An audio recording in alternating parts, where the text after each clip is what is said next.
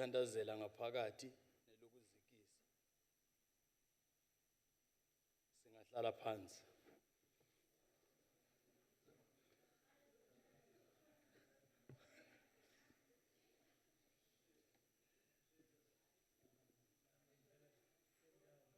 Honorable Faba.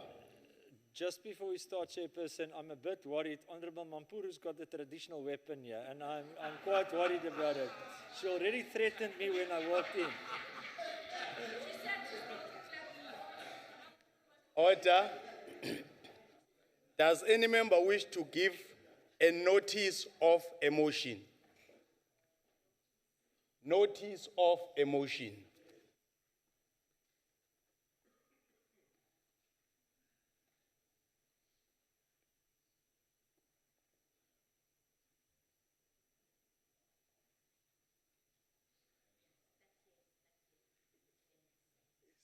Okay. Honorable Mikalakis. Thank you, Honourable House Chairperson. On behalf of the Democratic Alliance, I hereby wish to move that at its next sitting, Council debates the accountability of the executive branch of government to this House. I so move. Thank you. Honorable Julius. Thank you, House Chair. On behalf of the Democratic Alliance, I move that in the next sitting, Council debates the constitutional obligation of Cabinet and all ministers to answer oral questions in Parliament as a means to be held accountable against the backdrop of President Zuma's statement that ministers should not answer questions when asked to do so. I so move. Honorable Makuwe. Thank you, Chairperson. I hereby move on behalf of the African National Congress that in the next sitting, the Council debates the collusion of 17 banks, including 3 of South Africa's big banks. The Competition Commission has been investigating a case of price fixing and market allocation in the trading of foreign currency pairs involving the rand since April 2015 and has now referred the case to the tribunal for prosecution. Thirdly, that the Commission found that from at least 2007, the respondents had a general agreement to collude on prices for bids, offers, and bid offers, spreads for the spot trades in relation to currency trading involving the US dollar and the South African rand currency pair. I so move, Chair. Thank you. Honorable Smith. Thank you, Honourable House Chairperson. I move on behalf of the Democratic Alliance with notice that this Council notes that according to the latest statistics released in a situational analysis of the ANC-governed Municipality local municipality, access to pipe water has decreased from 72,922 households in 2011 to only 56,082 households in 2016. That this is an absolute disgrace and a violation of the constitutional right of the residents of Mogalakwena, especially the poor in the respective rural villages who have to dig for water in the banks of rivers alongside animals. That this is another slap in the faces of our lost generation, the almost 6 million unemployed youth of South Africa. That this House debates at its next sitting the state of access to water to residents and the poor management of current water crisis by the government, which have led to dry taps across rural communities in our country. I so move. Thank you. Honorable Labuskaghni. Honourable Deputy Chair, I hereby move on behalf of the Democratic Alliance that at its next sitting, this House debates government's failure to improve the lives of young South Africans, our lost generation who do not have employment, do not have education, and do not have training. I so move. Honorable Faba. Thank you, Chair. On behalf of the Democratic Alliance, I hereby move that this House notes that the South African government has revoked its intent to withdraw from the Rome Statute of the International Crimes Court, the ICC. The decision comes after the Gauteng High Court ruled that the initial process to withdraw from the ICC was unconstitutional and invalid. Membership to the ICC signals a country's commitment to human rights and protect the citizens from leaders who become enemies of their people. The House welcomes this decision by the South African government. We now have the opportunity to sit back and rethink the wisdom of the late Nelson Mandela, that our foreign policy should be based on human rights as embroiled in our constitution. And that this House calls the South African government to recommit to human rights-based foreign policy as per our constitution. I so move. Thank you. Honorable Isaac. Chairperson, thanks for the opportunity. Chairperson, on behalf of the Democratic Alliance, I move a notice of motion that this council notes the desperation within the Emalahleni municipality in Mpumalanga continues to sink further and further into a dire and looming disaster crisis. As reported in the media, at a meeting attended by Kochta Minister Des van Rooyen, Premier Mabuza said, using equitable share allocations was out of the question since the equitable share was used to deliver services to the people and not to clear rolling debt.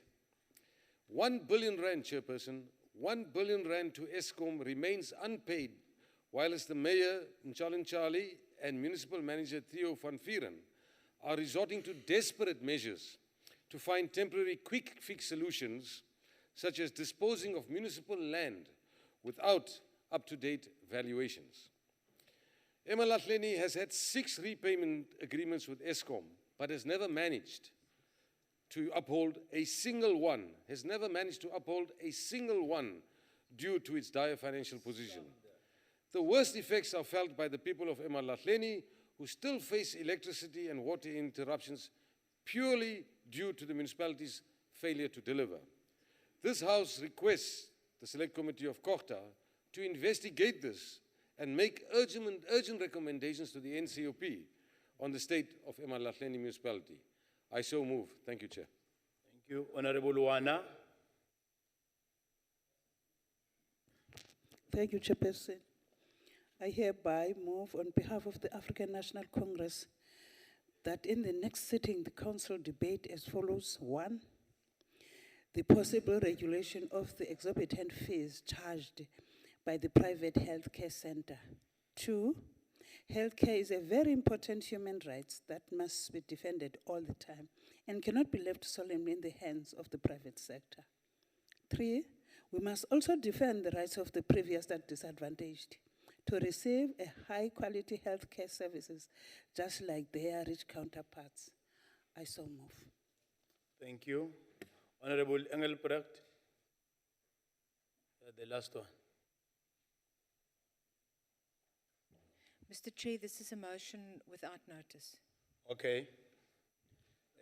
Honorable members, does any member wish to move a motion without notice?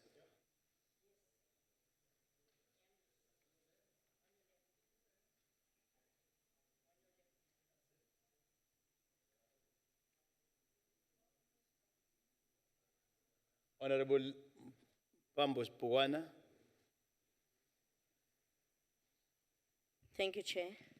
On behalf of the Democratic Alliance, I hereby submit a motion without notice that this House conveys our dispersed sympathy on the loss of our activist, community leader and devoted councillor, Ms. Cynthia Claassen from Delp in the city of Cape Town. Cynthia suffered the last 6 years from cancer.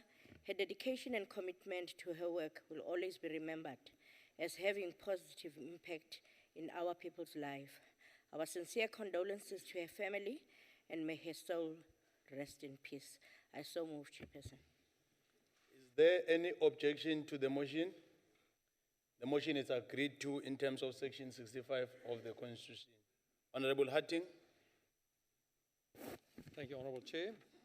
On behalf of the Democratic Alliance, I hereby wish to move without notice that the Council congratulates Springbok Siya Kolisi on being appointed captain of the Stormers Super Rugby team becoming the first black South African to captain a Super Rugby team.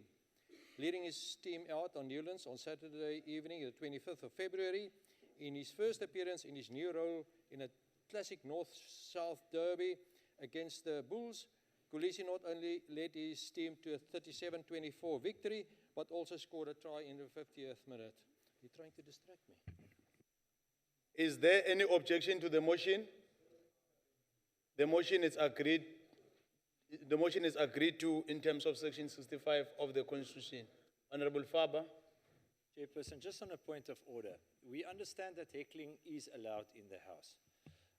But Chairperson, I just want to know if it is parliamentary for a member to come and sit in the House with a golf shirt on. Thank you, Chairperson. Honorable Faber, you don't disturb because Honorable Hutting was on the floor, and when you stood up, I thought you were disturbing. Anyway, we have agreed with that motion. Order, members. Honorable Mhlashuping. Honorable Mhlashuping. No, thanks, Honorable Chair. I move on behalf of the African National Congress without notice that Council notes and congratulates former President both of ANC and the Republic of South Africa on his appointment and inauguration as the new Chancellor of the University of South Africa on the 27th of February 2017. Also knows that President Mbeki replaces Judge Bernard Mwepe, who served as Chancellor of UNISA for 15 years. Further knows that his appointment is befitting as he's an outstanding African intellectual giant and the most recognizable 21st century proponent of the African Renaissance, who is highly regarded internationally and would give impetus to the institution to be a transformed African university and realize African Union Agenda 2063. Therefore, take pride from the UNISA community in believing in President Mbeki's leadership, and there is no doubt that he will, as always, discharge his responsibility conscientiously with utmost diligence. We wish him strength and success in the execution of his new duties. I so move. Is there any objection to the motion? The motion is agreed to in terms of Section 65 of the Constitution. Honorable Faber. Chairperson, you did not tell me yet if, on my point of order, if it's parliamentary for a member like Member Mutumunye to come to okay, the let House me with repeat a my golf shirt ruling. on. Honorable, Is it parliamentary? Honorable Faber, you know that as the National Council of Provinces, we do have our own rules that is governing us. And even now, we're in the process of finalizing the amendments. So if there's anything that you are against, you have an opportunity to get to that process. But now there's nothing that is unparliamentary that is happening. Honorable Mokwele. Yes. Thank you, Chair. I rise on behalf of the EFF that the House move without notice that Commissar Papiki Babuile, the Provincial Secretary of the EFF in the Northwest Province, has been released from prison. Commissar Babuile was wrongfully accused of murder of the late Mr. Opa Chika, may his soul rest in peace, who was then the ANC Regional Secretary in Dr. K.K. Kaunda.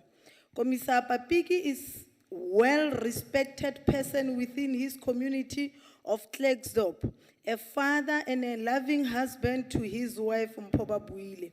He spent almost 2.5 years behind bars for a crime he did not commit. His reputation and integrity was compromised by these incidents. Commissar Papiki, Faitale Sole, and Happy were sentenced both 15 years to life imprisonment. The EFF therefore appeals to Supra Mahuma Pelo and Chika's wife to come out and tell the people of Northwest who exactly killed Opa and why was Opa killed. Was it political or personal? The leadership of EFF would like to take this opportunity to thank all fighters and leadership of the province for believing in those fighters and commissars. Most of all, would like to thank the Commander-in-Chief for continuously leading and supporting those families. I so move. Is there any objection to the motion? In light of the objection, the motion may not be proceeded with. The motion without notice will now become notice of a motion. Honorable Terry Planch. Thank you, Chairperson. On behalf of the Democratic Alliance, I hereby wish to move without notice that this House expresses its serious concern about the multi-million rand airport heist that took place on the 5th of March 2017 at the OR Tambo International Airport.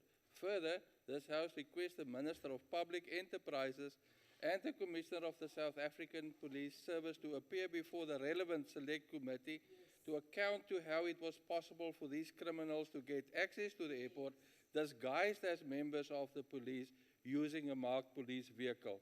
I so move. Thank you, Chairperson. Is there any objection to the motion? Is there any objection to the motion? In light of the objection, the motion may not be proceeded with. The motion without notice will now become notice of a motion. Honorable Qimbi.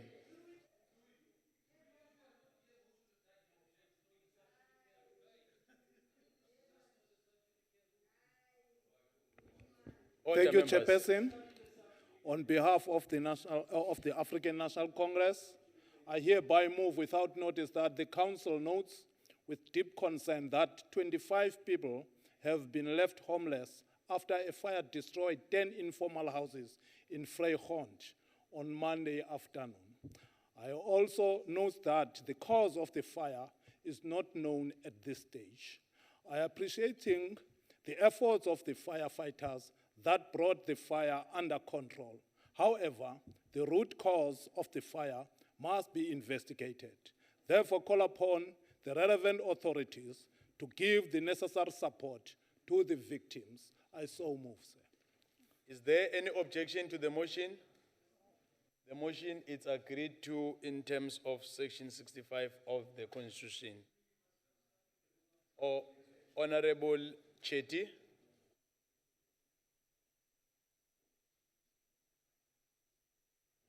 Thank you, Chair. On behalf of the Democratic Alliance, I hereby move without notice that the Council notes that the Democratic Alliance in KwaZulu-Natal condemns in the strongest possible terms the murder and alleged assassination of Richmond Municipal Manager Sibusiso Sitola, may his soul rest in peace, earlier this week. It was no secret that Mr. Sitola was doing his best to fight corruption and clamp down on wasteful expenditure in the municipality. Mr. Sitola also supported the objection to increasing the number of full-time councillors in Richmond who would have been paid 800,000 per year, excluding benefits, which ultimately would have bankrupted the municipality. Due to his tough stance on corruption and maladministration, Mr. Sitola was forced to seek employment elsewhere and was due to take over as municipal manager at Umgeni Municipality on the 13th of March 2017. This House calls on the KZN MEC for Kokta, Nomusa Dube, and Community Safety MEC Mkolisi Kaundal to urgently visit the municipality and get to the bottom of this case and ensure Mr. Sitola's killers are brought to book. At the very least, this latest killings must be included in the investigations of the Commission into KwaZulu-Natal's ever-growing political killings. We offer our heartfelt condolences to Mr. Sitola's family during this painful time.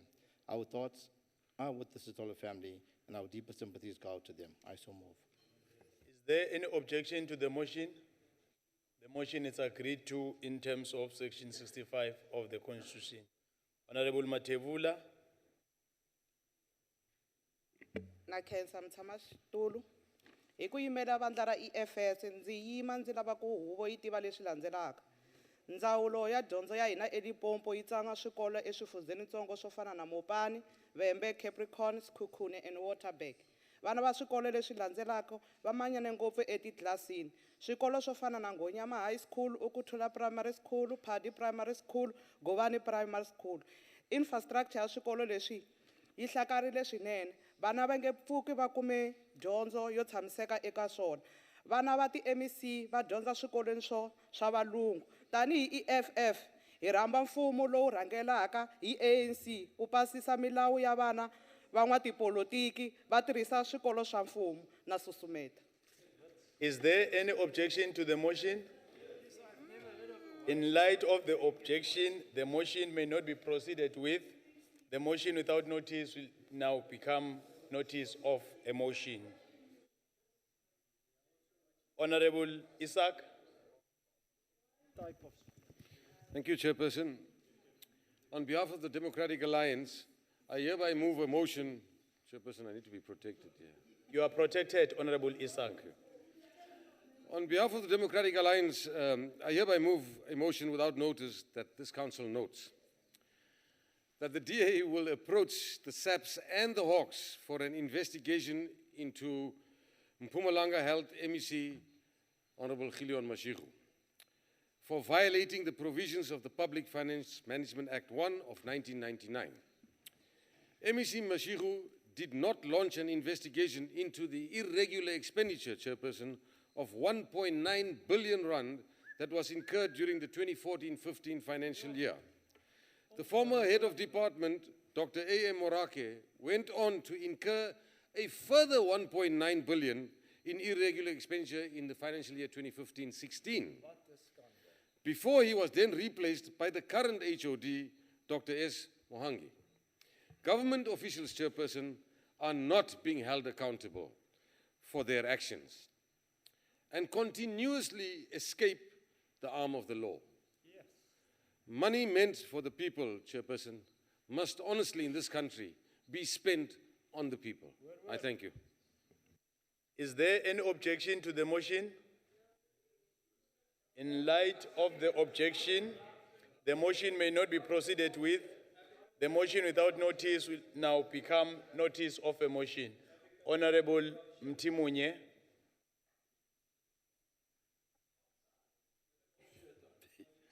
Thank you, Honorable House Chair. On behalf of the ANC, I move without notice that this House note the recent development with the signing of the National Minimum Wage Agreement by the Congress of South African Trade Union Movement, COSATU, as the biggest labor federation in this country.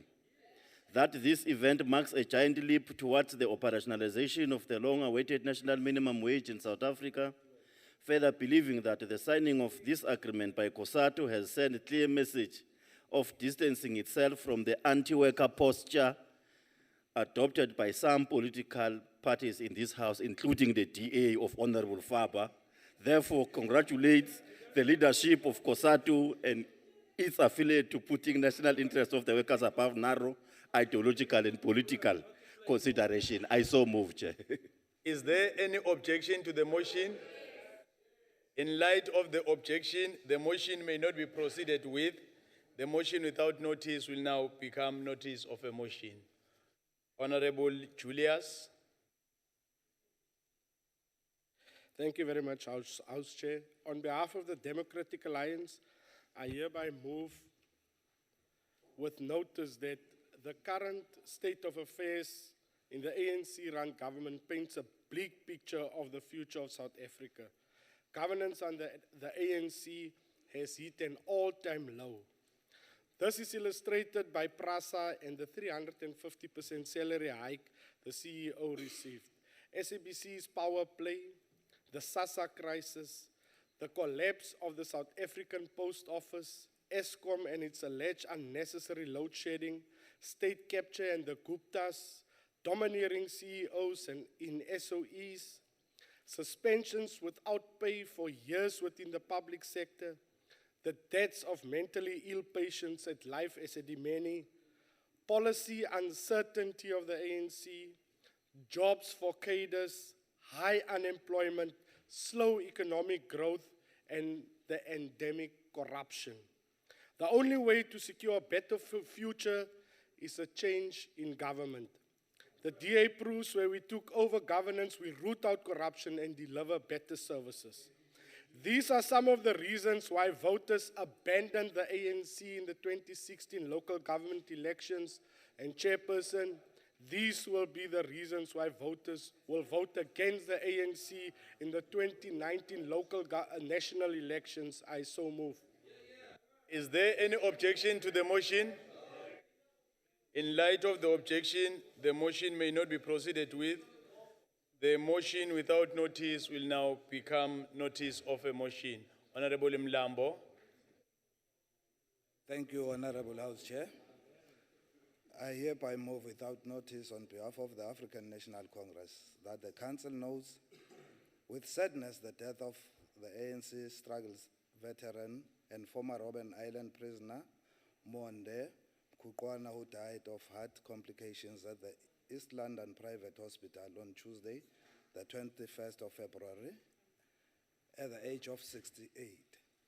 Further notes that at the time of his death, he was serving on the ANC's National Integrity Committee, responsible with monitoring the moral conduct of party members. Also notes that Mkhuqwana is a descendant of Makhanda Kanxele, a Xhosa warrior who led an attack against the British in Grahamstown, and he was also imprisoned in 1963 for an alleged assassination attempt on the then Transkei Paramount Chief Kaiser Matanzima. Therefore, we convey our deepest condolences to his family, relatives, and his organization, the African National Congress. I so move. Is there any objection to the motion? The motion is agreed to in terms of Section 65 of the Constitution. Honorable Engelbrecht. Mr. Chair, thank you. On behalf of the Democratic Alliance, I hereby wish to move a motion without notice that this House notes that in December 2016, there was a case of a 12-year-old girl who was allegedly held as a sex slave by a 37-year man. The alleged perpetrator was charged with human trafficking and kidnapping. The girl had been kept as a sex slave from September till December 2016, when the case was opened. Further notes, also in December, girls as young as 14 were found working as prostitutes. Further, this House stresses that every child has the constitutional right to be protected from maltreatment, neglect, abuse, or degradation. This House resolves to call upon the Minister of Justice and Correctional Services to take necessary measures to ensure that the Sexual Offences Register is up to date and to provide a report to the relevant Select Committee upon completion thereof. I so move. Is there any objection to the motion? The motion is agreed to in terms of Section 65 of the Constitution. Honorable Mikalakis. Thank you, House Chairperson. On behalf of the Democratic Alliance, I hereby wish to move without notice that Council notes that the communities of Masilonyana local municipality in the Free State has recently been without water for an extended period again. Notes that this problem could have been prevented and that the main reasons for this is disintegrating infrastructure and a serious financial crisis. Notes that I have taken up this matter on various occasions over the past 2 years with the Ministry of Kokta, but I'm still awaiting a reply. That the municipality fails to grasp the full extent of the crisis in which these circumstances have caused the municipality to be, and therefore the Council resolves to urgently request the Mayor and MM to appear before the Select Committee on Kokta in order to provide Parliament with details on how they plan to solve this problem in order to ensure that the people of these communities are not left without water for an extended period again. I so move. Is there any objection to the motion? The motion is agreed to in terms of Section 65 of the Constitution. The Secretary will read the first order of the day. Consideration of report of Select Committee on Finance, 2017 Fiscal Framework and Revenue Proposals.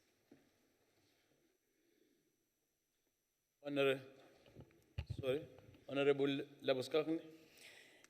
Deputy Chair, I raise on a point of order, and I want to quote Rule 22.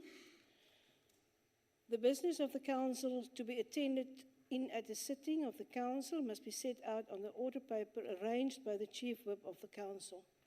I just want to draw the attention of the Council to the fact that the order of the day, order number 1, the fiscal framework and revenue proposals, was never discussed in a WIPRI meeting and was not even consulted.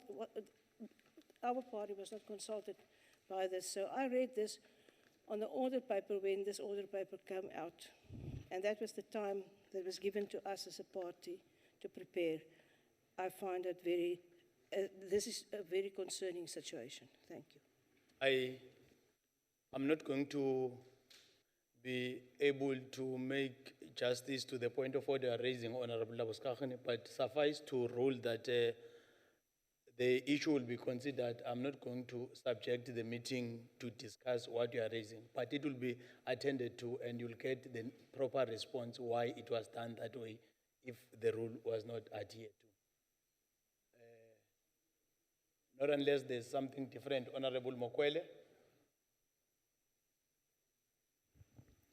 Thank you, Honorable Chair. It's most similar to what Honorable Labuskaghene has just said. Let me not suppress But you. can you hear me out? I Earlier, Oh, sorry, Honorable Mokwele. Okay, can I Yeah. continue? No.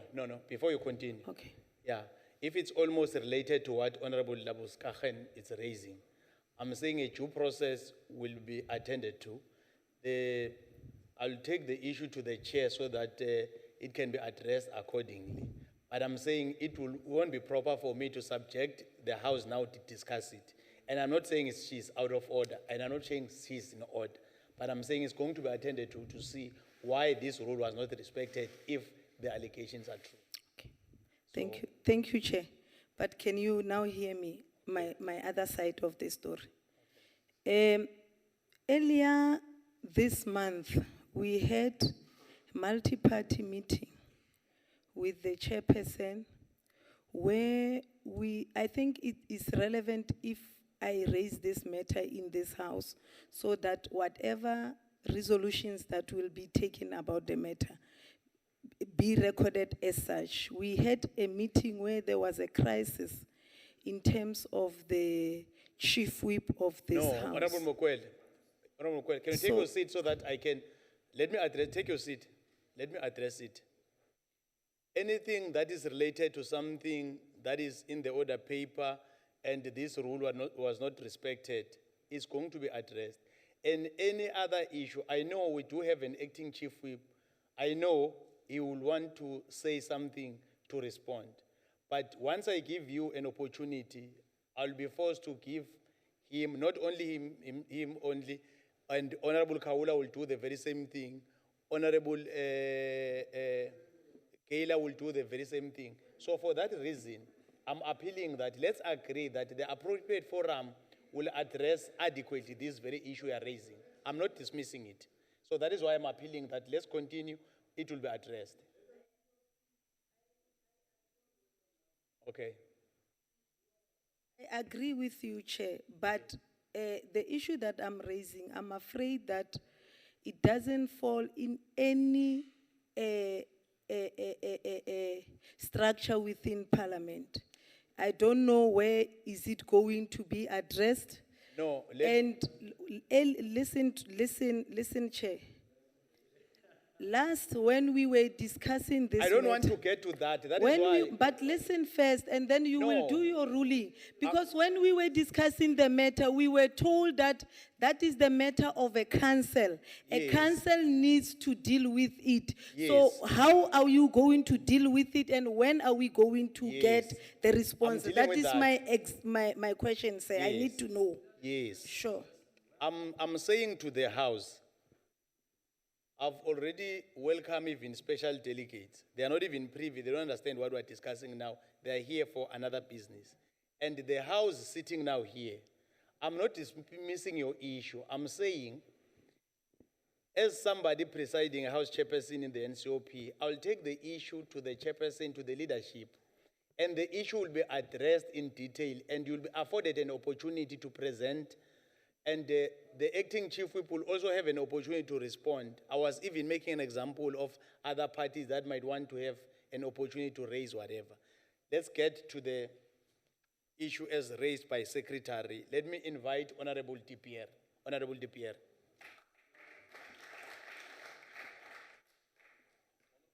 House Chair, the key theme for the budget 2017 is transformation for inclusive growth.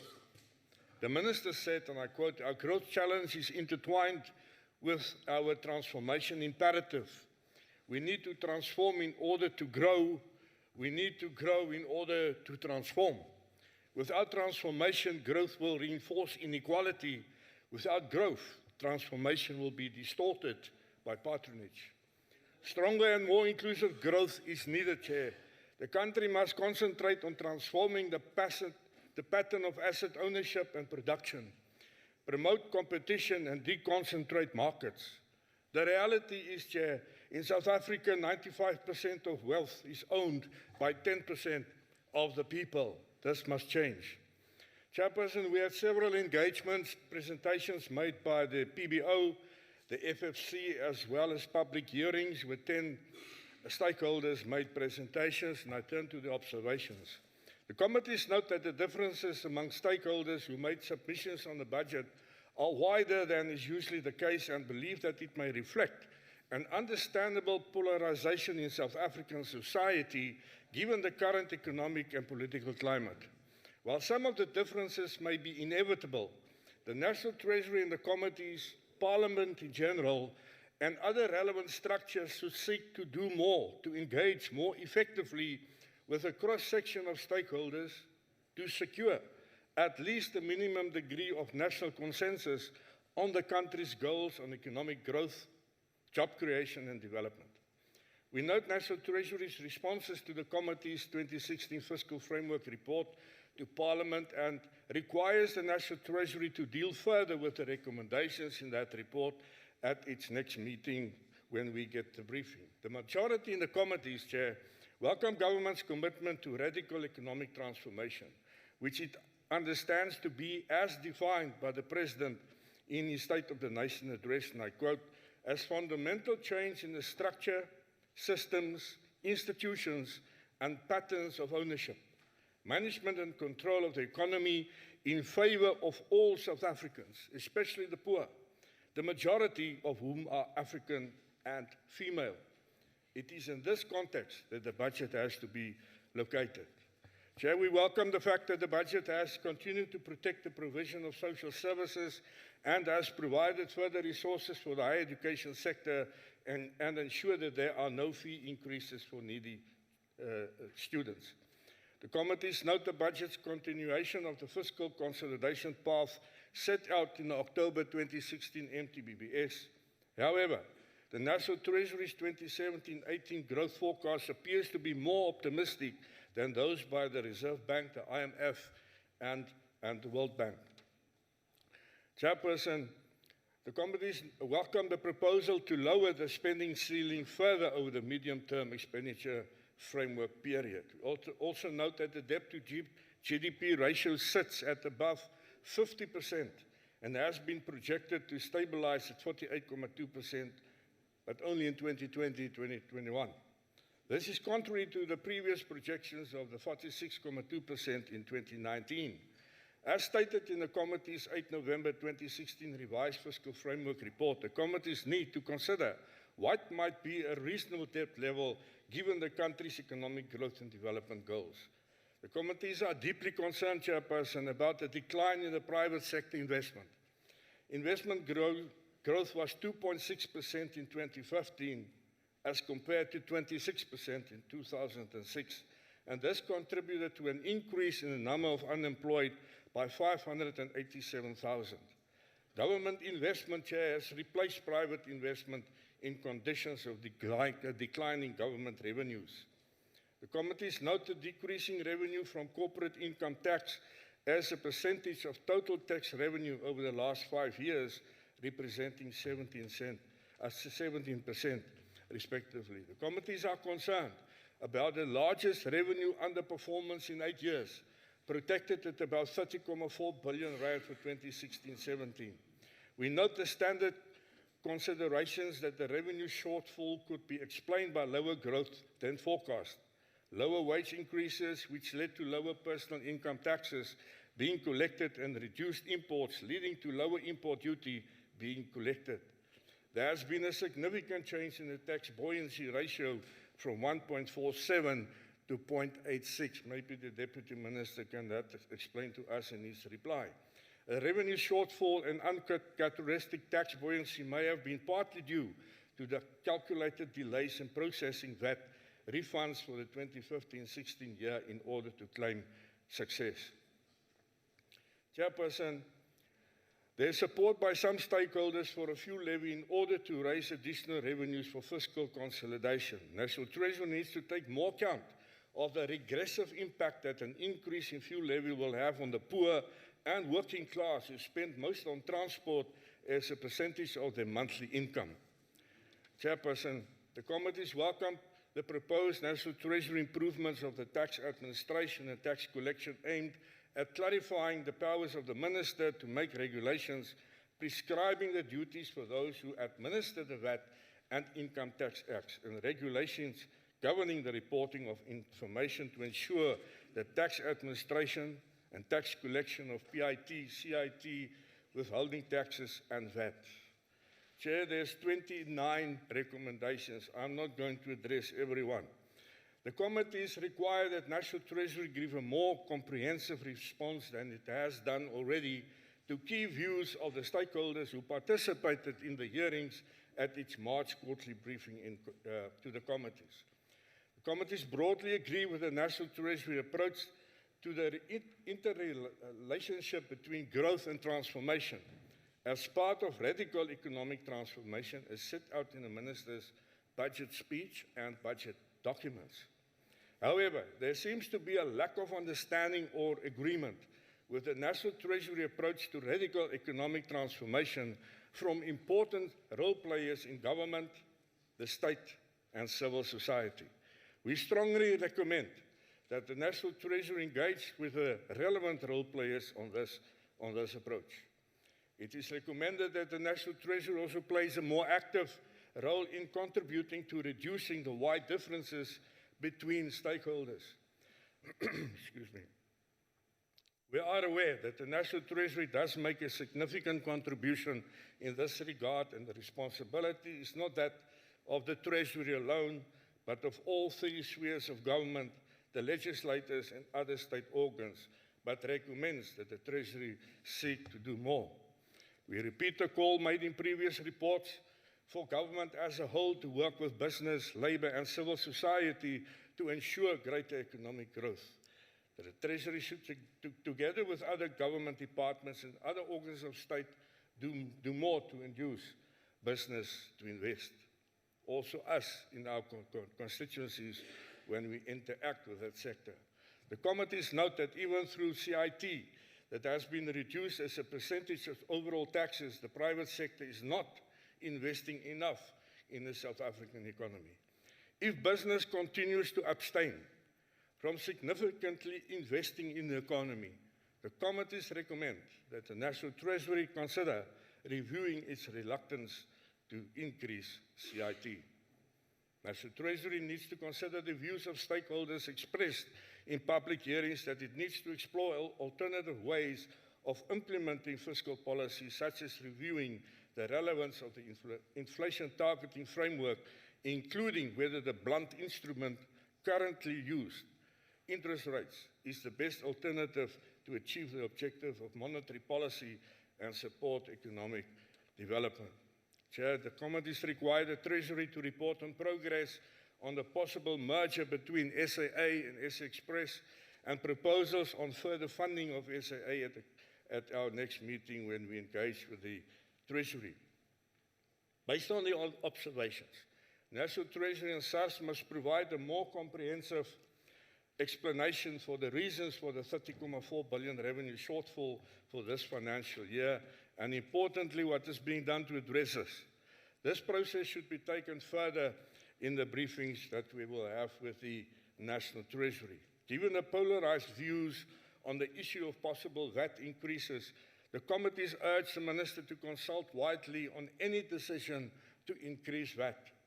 in the future, and if that is to be increased, to opt for a model that will protect the poor and the low-income earners more.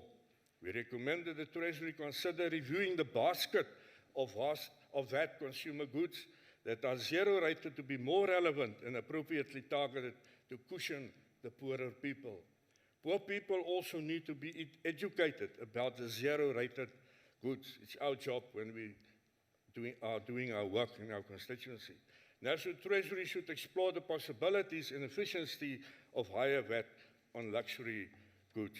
Chairperson, we recommend that the Treasury move swiftly with introducing the legislative amendments to the tax laws to improve the administration, collection, and reporting of information on PIT, CIT, withholding taxes, and VAT.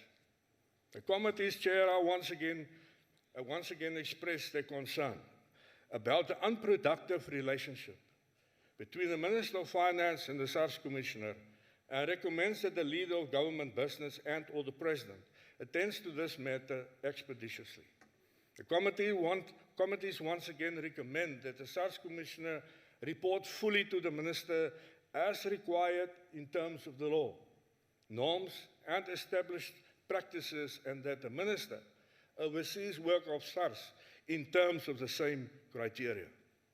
This matter has come more urgent excuse me, in view of the low growth rates, need for more revenue, and shortfalls in tax revenue projected for the 2016-17 financial year. Chairperson, in conclusion, if a group of lions work together as a team, they can bring down a buffalo.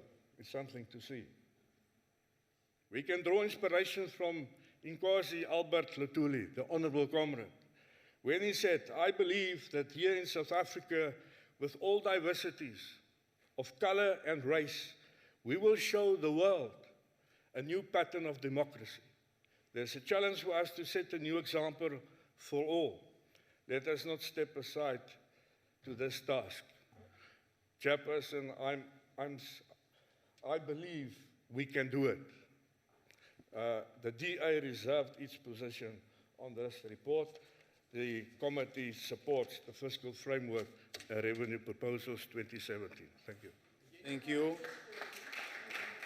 Honorable Isaac.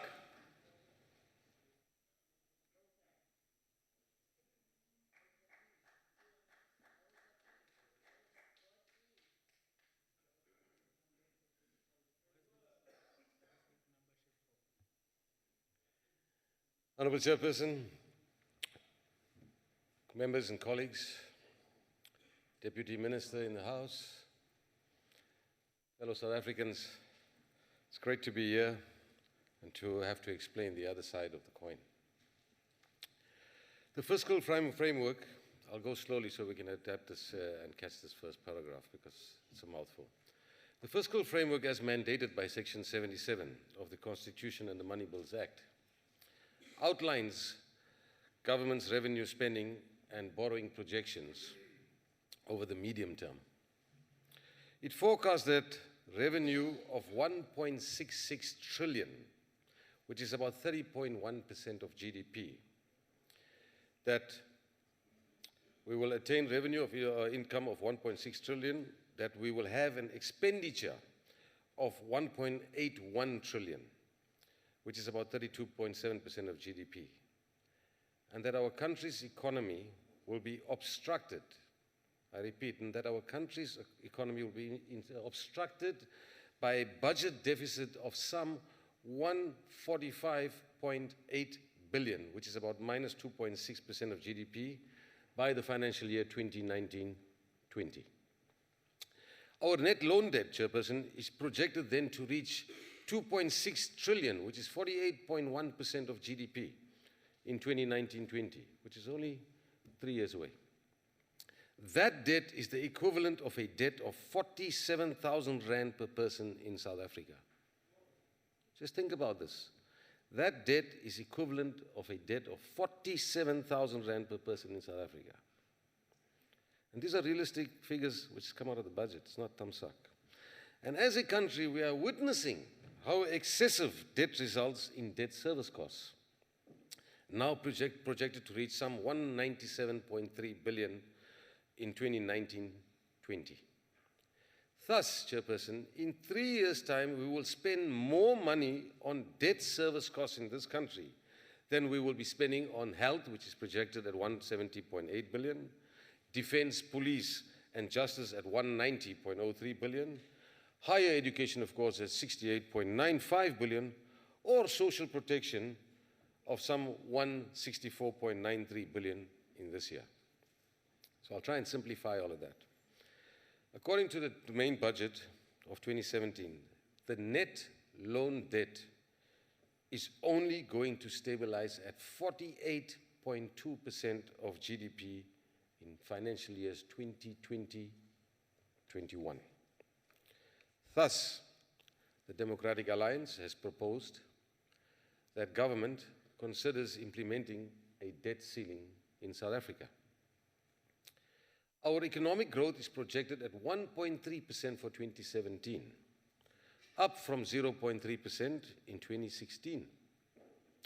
We will thus now see a moderate recovery, but this still remains insufficient to reduce the dire unemployment crisis that we currently are experiencing in this country. And due to lower than expected revenue collection, based on a stagnant economic growth and poor tax administration, the minister has now had to announce tax proposals to raise an additional 28 billion rand in this financial year 2017-2018. Deputy Minister, it would of course be far easier and more prudent to raise this amount by of course selling some non-strategic assets, as we've discussed, to of course raise the shortfall in revenues.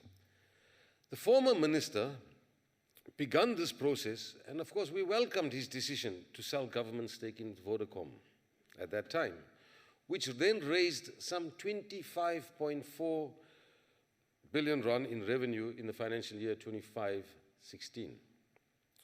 If government colleagues and fellow South Africans out there, if government did the same with Telkom, another non-strategic asset, then we could raise about 14.7 billion.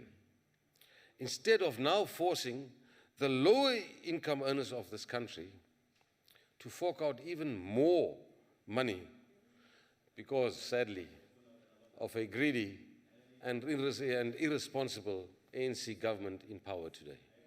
But nevertheless, let me go on further to explain, and I'll take it easy because I got some time. Because you need to kind of digest this for immediate reference. Thus, the Democratic Alliance, colleagues, proposes that government considers selling non-strategic assets to raise revenue that could, for example, now be ring-fenced to fund this much-needed infrastructure expenditure that we need to roll out in this country, desperately so. So we welcome the 151 billion that will now be spent in this financial year on social grants and 77.5 billion that will be spent on higher education. Yes, of course we welcome that. However, it is concerning that irregular expenditure, and I must repeat this very carefully and slowly so you digest this. However, it is concerning that irregular expenditure has increased exponentially to some 46 billion rand. Irregular expenditure has increased by some 46 billion rand, my fellow South Africans, in 25-16. We need to take cognizance of this. While as the Minister of Mineral Resources, our man, Minister Mosibenzi Zwane, now goes out to purchase a new Mercedes-Benz E400 at the cost of 1.35 million rand, something like 5 days before the Minister of Finance announces the budget. Some food for thought. In violation totally of cost containment measures implemented by National Treasury. The Minister of Finance contained spending, include an expenditure ceiling, implement cost containment measures, procurement reform, and performance and expenditure reviews. Now this is something that we speak about all the time, year on year. But how many of us are really taking cognizance of these serious measures. So I'll go on further, Chairperson, that we need to implement a comprehensive spending review requiring National Treasury, together with the national departments, that is, provinces, municipalities, and of course state-owned entities, to review the composition of spending in this country, the efficiency of spending, and of course the future spending priorities of this country, with a review of reprioritizing expenditure in the medium-term budget between 2017-18 and 2019-20. And if you recall the mind-boggling figures of the ceiling, then obviously this has to be now considered urgently. Thus, the DA proposes that government considers implementing a comprehensive spending review, which has proved successful in countries like Australia, Canada, and of course, the United Kingdom. Now, further, Deputy Minister, it's always great to have you in the House. The Democratic Alliance proposes that Parliament establishes an ad hoc, multi-party committee. Parliament establishes an ad hoc, multi-party committee to provide scrutiny and oversight over the implementation of the structural reforms necessary to boost economic growth and, of course, create the much-needed jobs in South Africa. Further, Deputy Minister, I would like to applaud you for your courage and integrity, of course, in standing up against that great-grand Gupta family. You confirmed, Honorable Minister, that the family did indeed offer you the top treasury post. Honorable President Jacob Zuma fired Minister Nhlanhla Nene in December last year, or the previous year, alongside, of course, with what would have been a cozy retirement of some 600,000 rand.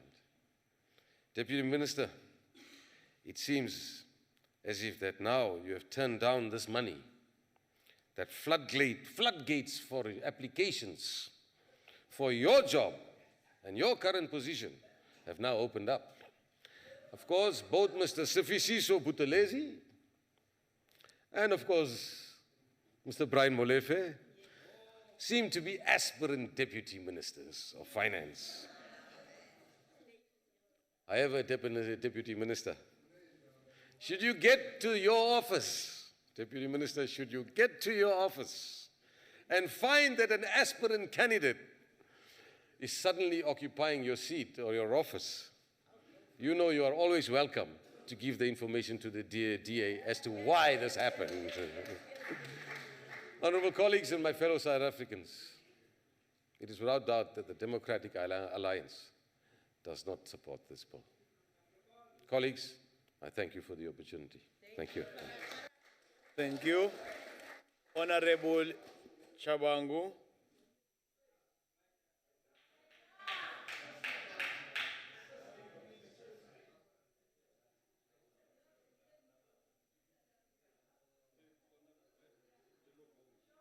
Order, members.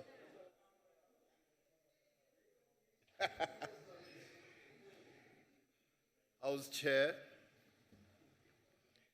South Africa fiscal framework and revenue proposal is inherently incapable and will never ever be able to resolve the challenges of poverty, unemployment, inequity, crime, ailing economy, and incapable state. Revenue base is eroding for one or the other reason. The revenue base that existed 10 to 15 years ago is aggressively relocating. Steinhoff has moved primarily its main listing to Frankfurt. Remgo has moved to British Virginia Island. Billiton has moved to London. Anglo-American Corporation has also moved their primary listing to London. Old Mutual was one of the first to remove their primary listing in 1999. Other companies that have moved primary listing include Dimension Data. It is apparent that they are only doing it for aggressive tax avoidance purposes.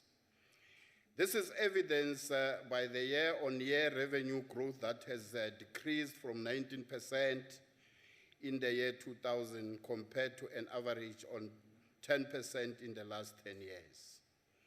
The EFF welcomes the increase in the dividend withholding tax rate from 15% to 20%.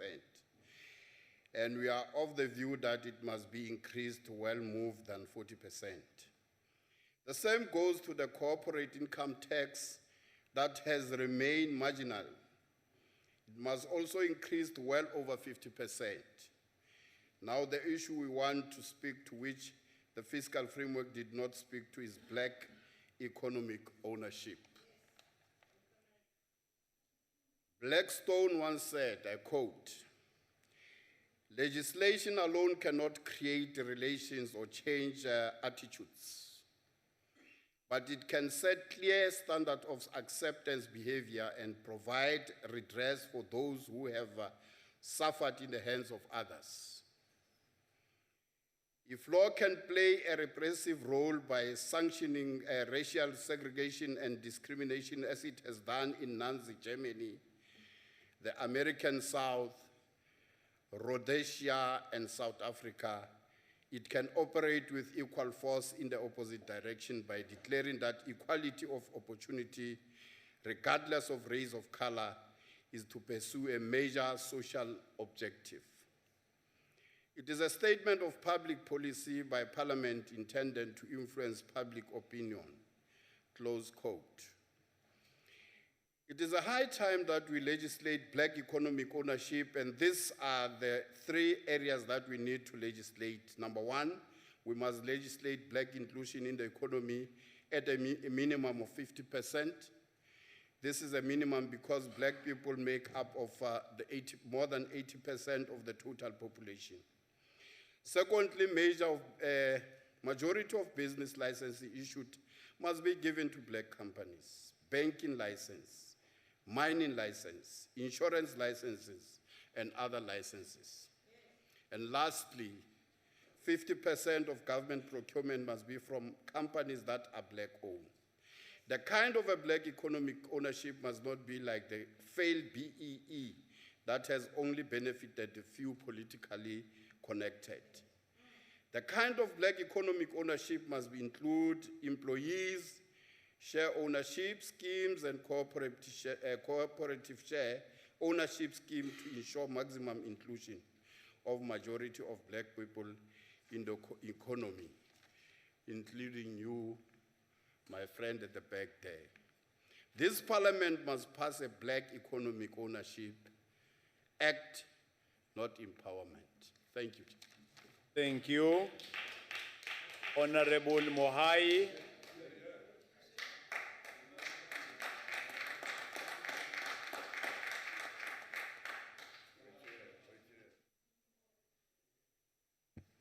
Thank you, Honorable Chairperson, honorable members, and distinguished special delegates, Deputy Minister, fellow comrades. The presentation of this fiscal framework coincides with critical and defining moments in the history of our country and the evolution of our constitutional democracy, which, amongst others, the celebration of the 100 years of one of the greatest giants of our revolution, Comrade Oliver Tambo, and the 20th anniversary of the Constitution of the Republic of South Africa and the National Council of Provinces as the second house of our democratic parliament. This imposes immense duty upon us collectively and individually to live true to the defining legacy of this titan of our revolution, namely Oliver Tambo. We look back at our past with great sense of pride and our future with confidence, inspired by the fact that the values that OR lived or died for are cornerstone of South Africa's constitutional dispensation, namely the integrity, honor, and selfless service to our people. In his budget speech of 2017, Honorable Minister of Finance outlined the core elements of the domestic macroeconomic outlook within which our fiscal policy framework is located. Among others, highlighted the uneven income growth, high concentration of wealth in the hands of few, 35% of the labor force are unemployed, and that over half of the children in grade 5 cannot read adequately. This domestic macroeconomic outlook is not isolated from the evolving global macroeconomic outlook, which is equally characterized by fundamental shifts accompanied by the deepening levels of unemployment, poverty, and inequalities. As a developing country, South Africa is faced with massive and growing unemployment, poverty, and inequalities, coupled with a deep structural legacy of underdevelopment. Honorable Deputy Minister, you will surely agree that this necessitates a conscious choice on our part to strike a balance between consumption and investment spending in the productive sectors of the economy. This constitutes a core strategic imperative for building of a democratic developmental state that intervenes in the economy in favor of the poor, the vulnerable, and the working class. As we do this, we should be guided by the ANC macroeconomic policy that strive for macroeconomic balances to support industrialization, job creation, long-term stability, and sustainable growth. Amongst the critical policy priorities of the 2017 fiscal policy framework is the containment of the budget deficit and slowing pace of debt accumulation to maintain spending programs and promote confidence in the South Africa's economy. Whilst the current country's debt ratio is about 50%, this has, however, been projected to stabilize to around 40.2% over the 2017 medium-term expenditure framework period. This, together with the decline in revenue collection, which is reported to be at the value of 30 billion, should inspire us to further explore innovative ways of expanding our revenue base. The Minister has adopted a right approach in his tax proposals, as highlighted in the budget speech. If we are to deal with inequalities, and we are one of the most unequal in the world, then top income accumulation must contribute to the redistributive nature of the tax system. Social solidarity of our country is critical, transferring wealth to those who are less well off. The budget is also about growing the revenue base. Depending on 6 million taxpayers to carry the needs of revenue is not sustainable. Growing the tax base requires structural changes in the economy to grow and revenue base. We need to state that there is no wealth tax as some are trying to claim. Tax measures of the wealthy are already there in the form of transfer tax, property tax, and dividend taxation. The new 45% tax on those earning over 1.5 million per annum will bring in a further 4.4 billion. The low levels of corporate tax as part of our revenue base continue to raise legitimate concerns within public policy discourse. It should, however, be pointed out that legitimate at this concern is the practice is not unique to South Africa, but pervasive amongst developing countries. At the heart of this strategic posture is to incentivize greater investment by domestic and global business in productive sectors of the economy. Chairperson, whilst the proposed revenue and tax proposals should be accepted, we should equally support the call by the Minister for SARS to remain robust and efficient tax collection agency. This should include a call on strengthening of the collaboration between SARS and departments that are critical in combating crimes, dealing with factors such as tax avoidance and evasion. These developments are unfolding within a context of the declining private sector investment, which has fallen down to 2.6% in 2015 from the 26% in 2006. The assertion by Minister of Finance is instructive in this regard, and I quote, "Our growth challenge is intertwined with our transformation imperatives. We need to transform in order to grow. We need to grow in order to transform. Without transformation, growth will reinforce inequality. Without growth, transformation will be distorted by patronage." It's a very important dialectic that we need growth in order to transform and transformation in order to grow. This calls for the robust engagement with the private sector to ensure meaningful investment in our economy. This is linked with the imperative for social partners within NETLEC to find common ground in leveraging the growth and development of our economy in a more targeted way, in line with development agenda outlined in the NDP. Honorable Chairperson, surely one of the supreme tests upon the success of the budget will be measured in how it articulates the strategic imperatives of radical socio-economic transformation in the current epoch. As President reminds us in his State of the Nation address, South Africa needs to do something drastic in order to overhaul its current economic structure, which does not support equitable distribution of opportunities across society. The proposed spending on industrial development, economic infrastructure, and small business support constitute critical pathway towards radical economic transformation. Chairperson, allow me to point out that however noble policy intentions are, and even if we had resources in abundance at our disposal, without leadership to mobilize strategic partnership with business and other critical sectors of our society, the strategic task of building of a democratic developmental state will never yield any results. The international best practice revealed that small, medium, macro enterprise has great potential to economic growth and capital formation. In his speech, again, Minister of Finance has outlined the radical measures that are needed to ensure transformation for inclusive growth. Critical to this task is the elimination of triple challenges of unemployment, poverty, and inequality. To conclude, Chairperson, greater investment in infrastructure development is critical for economic development and growth, and economic development and growth are critical drivers of job creation and skills development. There is no doubt that this budget has greater focus in terms of expenditure on infrastructure.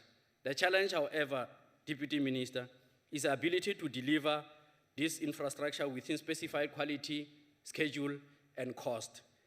Let me assure South Africans that their trust in the ANC should remain formidable, as it is the only force capable of providing policy trajectory of radical socio-economic transformation. Will lead South Africa in a developmental path of inclusive growth, structural transformation of the economy. We therefore welcome this budget as part of a critical building blocks for fundamental transformation. Thank you. Thank you. Honorable Kaula.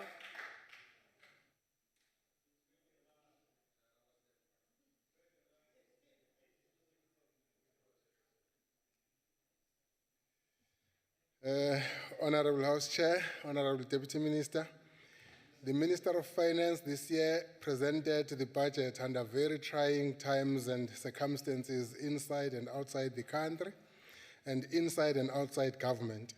However, the Honorable Minister tried to present a very pragmatic approach to the situation. He alerted us to the country's not so promising economic growth, which is expected not to exceed 1.3% in 2017. He alerted us to the country's growing debt, which stands at 50% of the country's GDP. He further warned us that if this is not properly attended to, it will impact negatively to the future generations of this country. The fiscal framework before us proposes to give meaning and effect to the call for radical social and economic transformation agenda. This should include issues like attention to accelerated economic growth. In the words of the Finance Minister, there can be no economic transformation without economic growth, and there can be no economic growth without economic transformation. Therefore, the country has a task of balancing the two accordingly. Economic and social transformation should also not be abused to give effect to favoritism, nepotism, and partisanship in the allocation of resources. The IFP calls for a balance in dealing with the competing priorities of the country. This call is for putting the needs before wants. Government's approach of putting wants before needs will only serve to exacerbate further the socio-economic disorder and further retard economic growth. The country's important tools to fiscal checks and balances, including the legislative role of oversight to government spending, must be utilized appropriately. Efforts to combat transfer mispricing and to strengthen mechanisms which protect our tax base implemented by the country's finance family under the leadership of Treasury are commended. The country needs to continue in a path to revive investor confidence and boost the finance morale so that credit rating downgrades, which remained a threat for most parts of 2016, are avoided. This entails that the fight against corruption needs to be intensified. This includes the fight against fraud, maladministration, fruitless and wasteful expenditure. The IFP reiterates its call for the establishment of a special corruption court that will deal specifically with transgressions of the PFMA, MFMA, and other treasury legislation transgressions in both the public and the private sector. The IFP remains concerned that the fights between and amongst the country's strategic agencies will never serve any good for the country. The same goes for the finance family agencies of our country. I thank you, Chair. Thank you. Honorable Keila.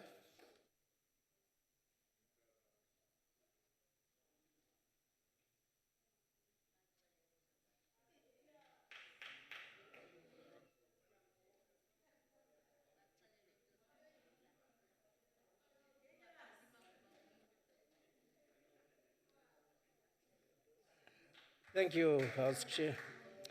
The United Democratic Movement supports the 2017 fiscal framework and revenue proposal and the report of the Standing Committee of Finance. We appreciate that the Minister has always tried his best, notwithstanding the difficult circumstances occasioned by the bold call from the President for a budget that responds to the radical socio-economic transformation path as adopted by government. This was a very difficult expectation, given that the hard fact of the government, which is wrestling with unprecedented national debt challenge post the dawn of democracy. Consequently, and with respect to the land question, the budget failed to create hope for speedy transfer of land to its rightful owners. This was further expedited after the ruling party subsequently objected to the possibility of expropriation of land without compensation, and or with compensation only for the top structure improvement.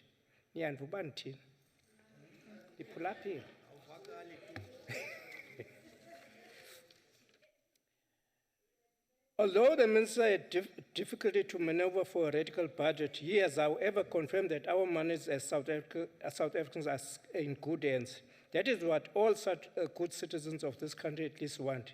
In particular, such difficult times when the economy is struggling to grow. People are jobless, poverty is on the rise, individual debt are the order of the day. This therefore brings an urgent challenge to the Minister, his colleagues in the executive, the industry, civil society, and the citizen in general to ensure that all economic growth reduce the ratio between the revenue base and the debt. The austerity measures that were announced are welcome. However, government must implement these without compromising on delivery of basic service to the poorest of the poor. Taking advantage of the, amongst other, corporate tax, government working with industry should consider financial awareness campaigns at schools, communities in general. When society has an economy that is not growing and citizens are not heavily indebted, then that creates deeper crisis in possible collapse of the entire economy. Lastly, that UDEM believes that it is possible to provide free fee higher education and training, in particular for the poor, and that this has not been provided for. We, however, welcome the steps taken to improve the chances of our children achieving degree without crippling debt. We also welcome the call by the Minister that huge projects, 30% of huge projects will go to the emerging sector. However, I think the devil is in the detail how this is going to be done. We therefore suggest that instead of leaving these SMEs to the cruel, huge businesses, that the government divides the contractors. If you have a big project, you divide it so that these SMEs contract directly to government. Okanye bazobulawa, bazotyiwa zingcuka. Bancedini abantu bakuwenu, Deputy Minister, ncedani abantu bakuwenu, bathendarishe kuni, okanye the big business is going to swallow them. You will never have proper businesses because they'll be destroyed. Umhlaba mabuyele ebantwini. Top structure ningayibhatala buyisana umhlaba ebantwini bawo. Inkosi, yakani bangamagwala makuthini. Thank you. Honorable Mr. Shuping.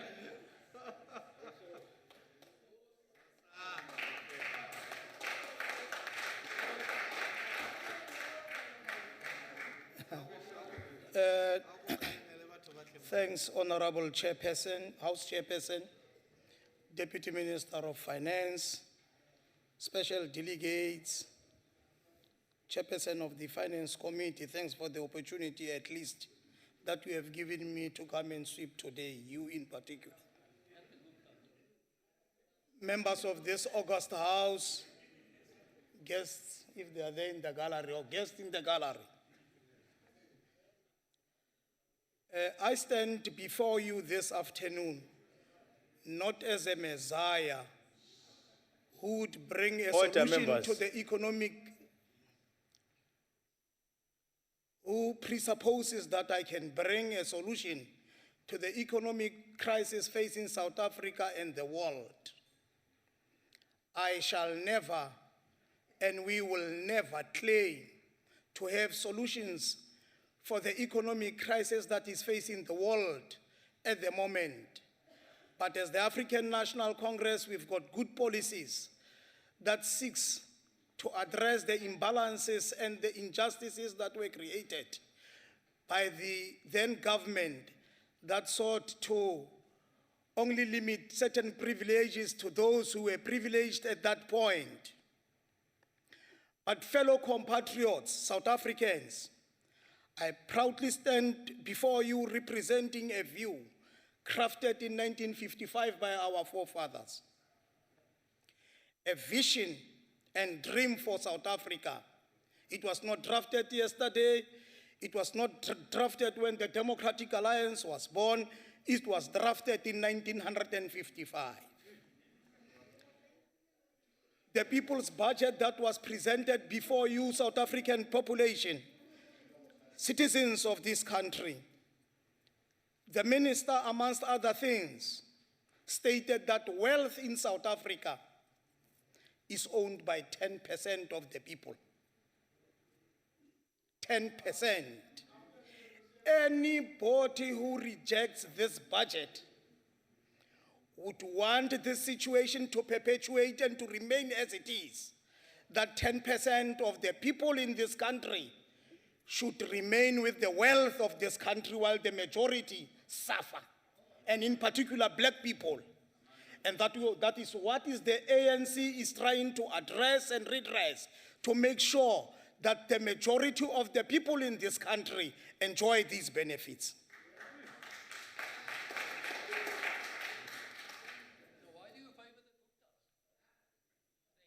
It is on those bases that the President of the Republic of South Africa, Honorable Mtachuping, sorry, Honorable Chabango. Can I ask a question? No, order members. Honorable Mtachuping, are you ready to take a question? No. He's not ready to take a question. Take your seat, Honorable Chabango. Continue, Honorable I will Mtachuping. later deal with the radical economic transformation. But for now, I must just hint on the points that were given by the minister. The minister stated that in order to realize the vision of the Constitution, the document that we celebrated last Friday, that is regarded as the best in the world and that opened a path to inclusive growth and development, the 2017 budget will play a central role in transforming the country's economic landscape as it seeks to redistribute and direct scarce resources towards transformation and growth. According to the minister, the 2017 budget also aimed to mobilize private and public capital investments to assist in modernizing and diversifying the economy. South Africa must concentrate on transforming the patterns of asset ownership and production, promote competition, and deconcentrate markets.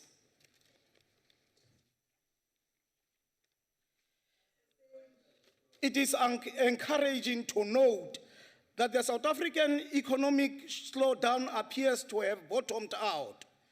National Treasury expects the economy to grow at 1.3% in 2017 because the exchange rate depreciation has boosted competitiveness, Severe drought conditions have eased, commodity prices have strengthened, electricity supply has stabilized, and labor relations have improved. In this regard, government as a whole must be adequately managed. As one of the measures to transform the economy, a 30% aside in terms of the new preferential procurement regulations should be increased over time, and much stronger penalties for companies involved in fronting and other forms of transgressions of these regulations should be implemented. Like CPS. During the first 3 quarters of 2016, investment in fixed capital fell by 3.9%, the first decline since the recession. The main driver was investment by private business, which fell by 5.9%. Reversing this contraction requires renewed efforts to strengthen business and consumer confidence. Chairperson, I am obliged by my conscience to come quickly to this issue and address issues that were addressed by my learned fellow member from the DA. It can't be my fellow boss.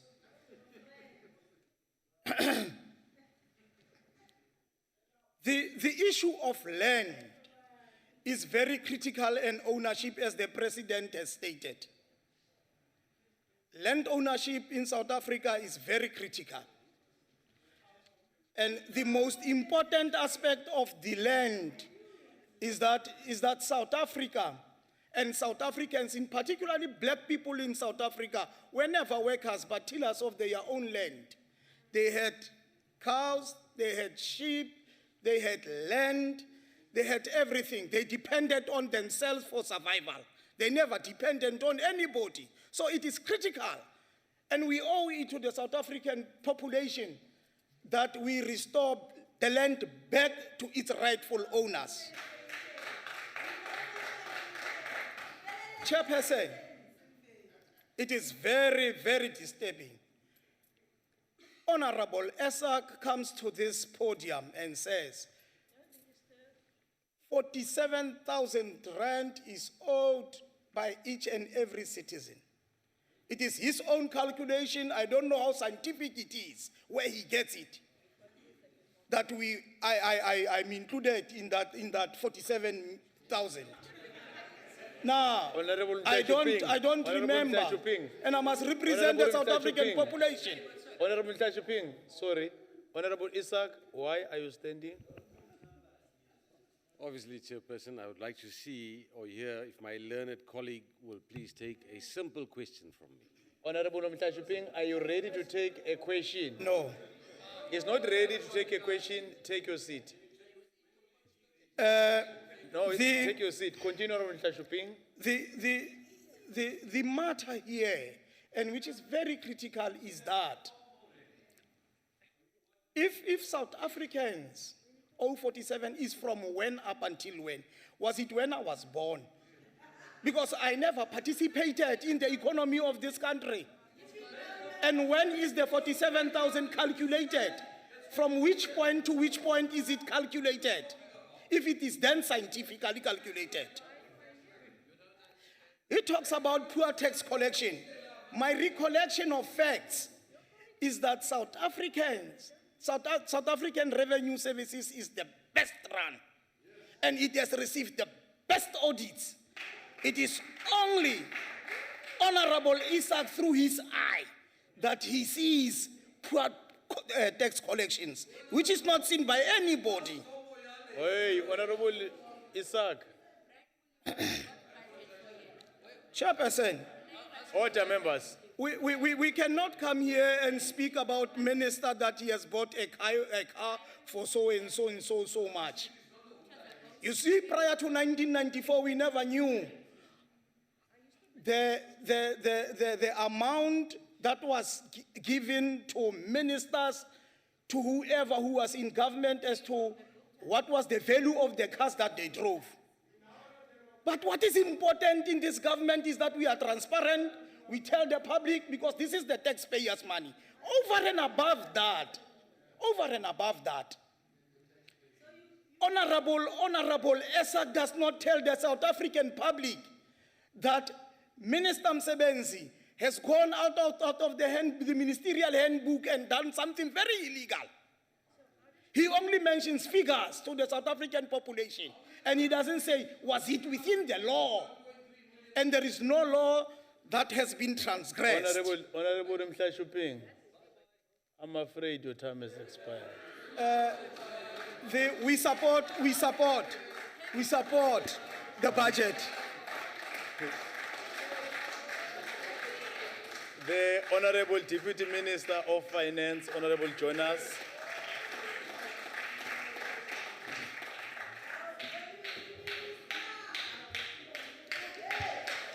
Hello, Chair of the NCOP, Deputy Chair of the NCOP, members of the NCOP, representatives from all provinces, guests, ladies and gentlemen, good afternoon. I sometimes feel that some of us, I think increasingly, should begin to take the heat out of debates on fiscal policy and try to face the real challenges we're confronted with as a country. Most of the stuff that we said in the budget is almost related to the debates globally. Because as we travel to different forums, you actually realize that everybody is grappling with the same issues. At the center of the budget that the minister introduced, as he explained quite succinctly, is the challenge of low growth. Low growth in South Africa and globally has become the new normal. So if we think that we will go back to those times when we had a high growth, I think we should think very hard. So growth is a real problem. Rising unemployment and rising inequality is also another problem that everybody is grappling with. And in South Africa, we are grappling with. I must say that they are both factors that are local and domestic that relate to the very structure of our economy. That's why the minister and most of our analysis tend to talk about over-concentration in the economy. Some of the factors are historical, that you come from the apartheid past, and therefore certain sections of the population are, because of that very history, faced with particular conditions and circumstances. So these are issues that I think, as a nation, we should begin to really depoliticize them in the sense of narrow political party interest and use populism to explain and confront, and maybe be more objective in looking at them so that we can actually get to the bottom of what's needed for the country. The second point probably I would want to make is that it's very clear that, and I've been reading the recent analysis by economists, it's very clear that our economy is beginning to improve.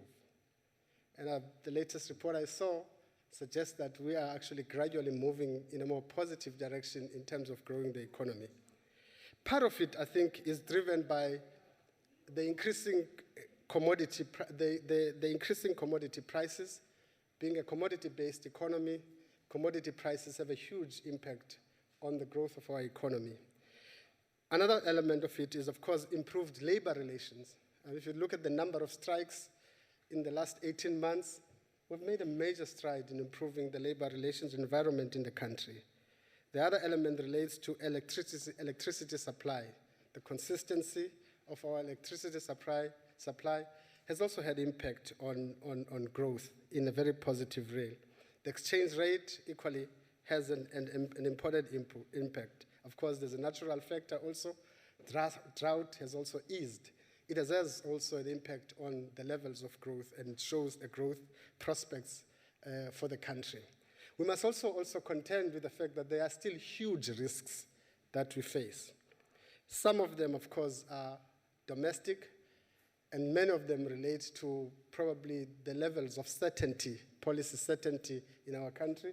And that's where I think we need to be more upfront, all of us, and honest about the fact that we need to create a more consistent and more stronger policy environment that creates certainty. Because without certainty, there will be no investment. Without investment, there will be no growth in our economy. So that's an area that all of us must begin to deal with. There are also a very huge potential that we might have external shocks in the global economy. We don't know where Trump factor is going and what will be the impact of Trump on our domestic economy.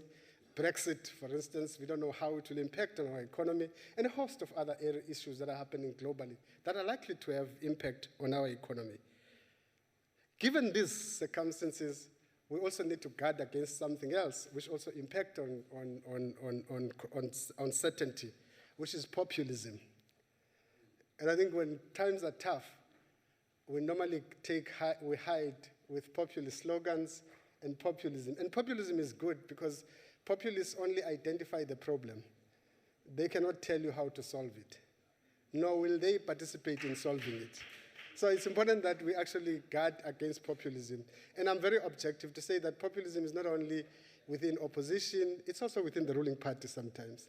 We also sometimes become populist in the way we approach these things. So we need to be very formal and solid in our analysis of the problems that confront us. In summary, then, the fiscal framework is, in a sense, at the core of the fiscal framework is a measured path of fiscal consolidation. So fiscal consolidation is at the heart of the current fiscal policy. Part of it is to reduce expenditure ceiling by 10 billion in 2017-18 and 16 billion in 2018-19. And there are a number of things that are to be done to achieve that. I wanted to come back to this issue, because sometimes, again, populism is problematic. We don't deal with some of the challenges. If you reduce expenditure carelessly and recklessly, as some of the political parties sometimes tell us, you will actually undermine the economy. You would undermine service delivery and actually reduce the prospects for growth. So it's always important that we actually have a measured approach to reduction of expenditure. And I think that's what we're doing in the budget, to actually look at what is possible without damaging growth. And that's the essence of the approach we're taking to this thing. And I know it's easy to stand there and say, you should cut growth by this amount. It doesn't work like that in real life. And part of what we're doing is managing an economy, improving economic governance in the country. In order to do that, we must be more realistic about what is possible. So if you take the extreme populist stance of saying, cut expenditure by X amount and therefore don't tamper with taxes, the reality of the matter is that world does not work like that. We've got to manage the expenditure ceiling down, but as we do that, we must take cognizance on the need to protect social expenditure, infrastructure expenditure, and all these areas that we have identified. We're introducing tax policy measures to generate additional 28 billion in 2017-18. Again, on the tax issue, we've had all sorts of criticism around our tax policy and the introduction of tax. Many people suggesting that you could have done that and you could have done this, et cetera, et cetera. You could have tampered with VAT, et cetera. At the center of our tax policy is ensuring that our tax remains progressive. Progressive tax systems means that you must ensure those with money pay more, but your expenditure must be actually to ensure that it remains pro-poor. And that's the essence of this thing. So the fact that we moved to the higher tax bracket, etc., is an attempt to ensure that whilst we increase taxes, we maintain the progressivity of our tax system, but also ensure that we have sufficient resources to distribute to the poor and the marginalized in society. And that's, I think, the essence of the logic that we're adopting around this thing. Again, you'll never get it right, perhaps, on tax issues, but I think all the commentators on our tax policy proposals have actually come to one conclusion, that we have achieved the objective of maintaining its progressivity. People are arguing that we could have added VAT into the matter, into our tax. The reality of the matter is that the VAT is retrogressive. It's one tax, tax that was retrogressive. And it's, again, we're not saying we're closing the debate on VAT, but we're just saying that when we are going to go down that route, you must understand its impact on the poor and the marginalized in society. We've also a combination of lower expenditure ceiling, as we have explained, and higher taxes. The idea is to narrow the budget deficit, as we've explained over and over again. But central, I think, to the debate is that fiscal policy is but one thing. You are not going to solve the problems of the country through fiscal policy. Fiscal policy has a role, and indeed we are using it as much as we can. I was listening to Professor Houseman recently, I think 2 days ago, arguing that if there's any area that South Africa has performed very well, it is with regards to fiscal policy. The challenge is growing the economy. Because no matter we can temper around and do all these things that we do, if we don't grow the economy, the reality of the matter is that we're increasingly going to have less to distribute. So growth is going to be probably as part of the broader proposal, a critical area of our focus moving forward. I want to talk a little bit on tax morality and the social compact and the distributional consequences of the budget, because I think that's probably at the core of some of the things that we wanted to take. About 2/3 of the 2017 budget is allocated to functions dedicated to realizing constitutionally mandated social rights. And that includes education, health, social security, and housing. And there's an important part of the budget that I hope people have recognized, that the minister said, we do need, as a country, a charter of economic rights. And in different ways, I think all of us sitting in this parliament must begin to realize that we cannot continue with the current economic model. The exclusion and inequality in our economy is growing and is deepening. It is not sustainable. And that what we had as a grand agreement in '94 is probably having a lot of stresses. And there is a need for a national conversation around a new framework for growth and a reduction of inequality in our society. And that's probably where the constructive debate needs to come in, where probably we need to take off our party caps and actually look at the real issues that we confront us. It requires leadership. It requires that we take particular risks in looking at, and honestly looking at some of the challenges we're facing. The minister calls it working towards a charter of economic rights. We do need to confront that. You cannot have this number of excluded people. You cannot continuously increase expenditure on social grants and social security without necessarily growing the economy on the other side. And I thought it's probably an important point to make. The third area that I would want to talk about is the issue about expenditure itself. We've introduced the ceiling. But we ourselves, and I think in different forums, have actually stated the need to change the composition of spending. The balance between consumption and investment in our budget remains a challenge that we must deal with. There was somebody who talked about here about expenditure reviews. We have actually done expenditure reviews, and we've been doing it as a country for a long time. And I think what we've been doing has been very effective. And it's just that I would really urge members to really go and read some of these expenditure reviews and begin to use them in the committees. To shift, because Australia is doing comprehensive expenditure reviews, to a comprehensive expenditure reviews is not going to necessarily help us. But I think let's make what we have work first. And the expenditure review system that we've adopted is working, and we need to actually ensure that different institutions and it's used by people quite effectively. The other area that we have spoken about, which is critical to the discussion, is the issue of the wage bill. Can I say the following?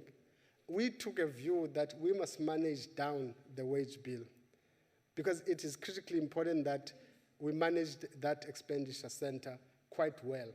And we have done pretty much well. I mean, if you look at it, most of our provinces have reduced expenditure quite substantially.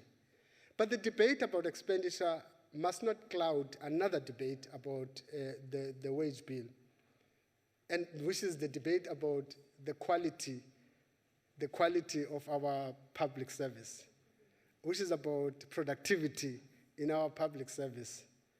And I think that those are, and of course, the composition of the public service. And that's where I think increasingly the policy debate should be about. We need more teachers, we need more nurses, we need more engineers, we need more technical staff in the system. That's why I think in the budget we emphasize the importance of protecting and also broadening the critical posts in the system, because that's actually the explanation for failure in service delivery. We must reduce bureaucracy in our system, because we have a lot of bureaucracy in our system, and we must actually confront the challenge of reducing bureaucracy across the board.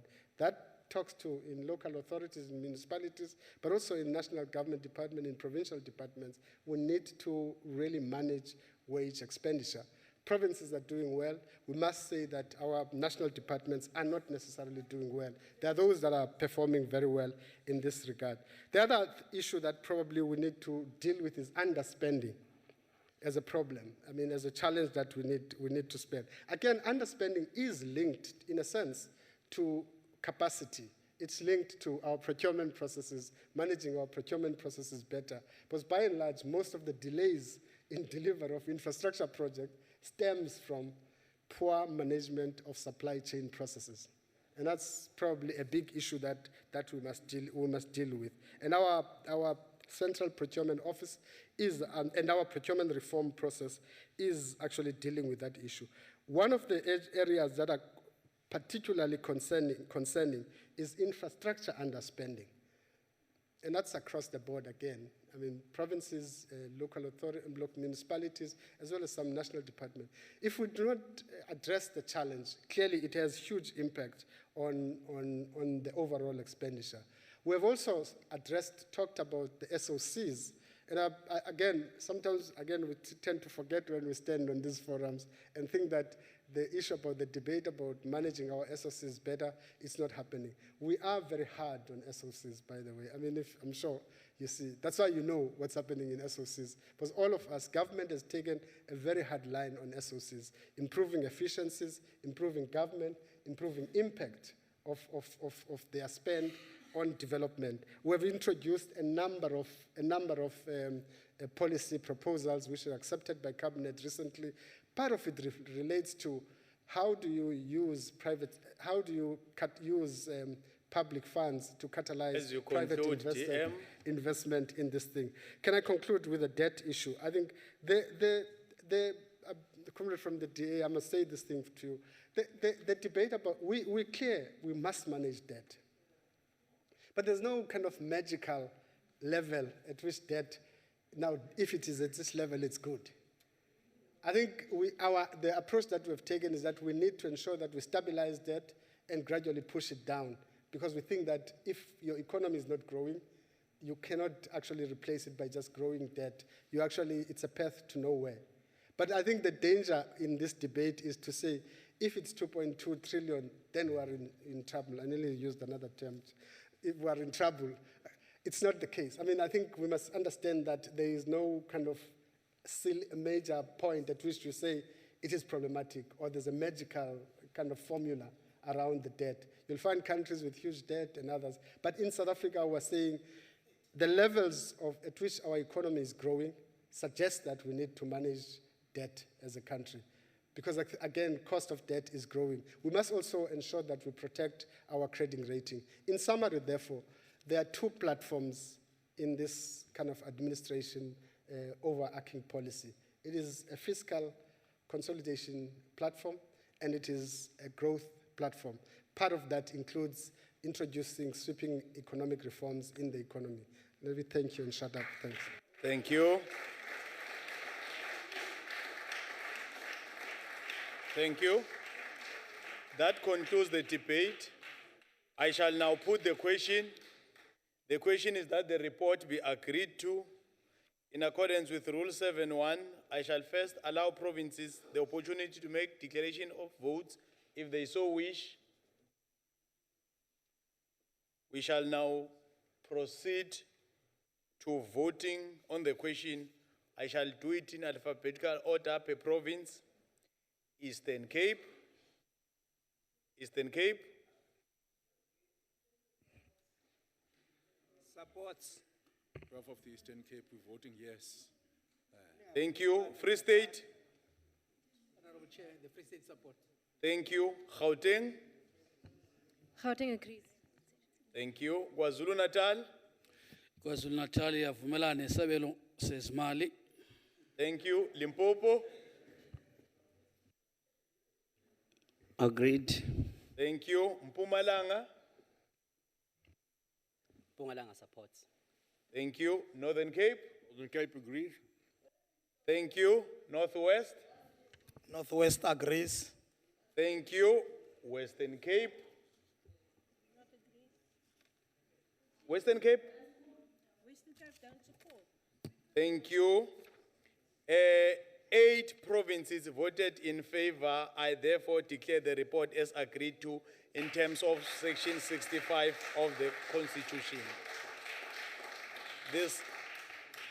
The Secretary will read the second order of the day. Consideration of report on taking Parliament and Legislature to the People Program, Eastern Cape Province, consolidated pre-visits and main program reports 2016. Let me invite now the Honorable Chairperson of the NCOP, Honorable Modise.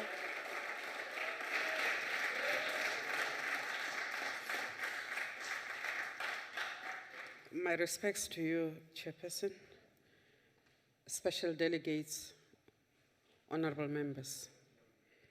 We took Parliament to the People to the Eastern Cape last year. We had started the process of taking Parliament to the People with focusing our provincial whips, focusing our oversight weeks on issues across the country on education. We focused on the education and the Eastern Cape, primarily because of the perpetual last or worst achiever reports on the matric results.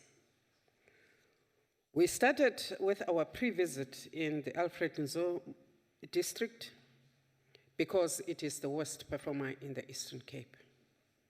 Our main program was then held at the Buffalo City Metropolitan Municipality on the 14th to the 18th of November last year. For the first time, we actually included members of the Portfolio Committee on Education of the National Assembly, both in the pre-visits and in the main event itself.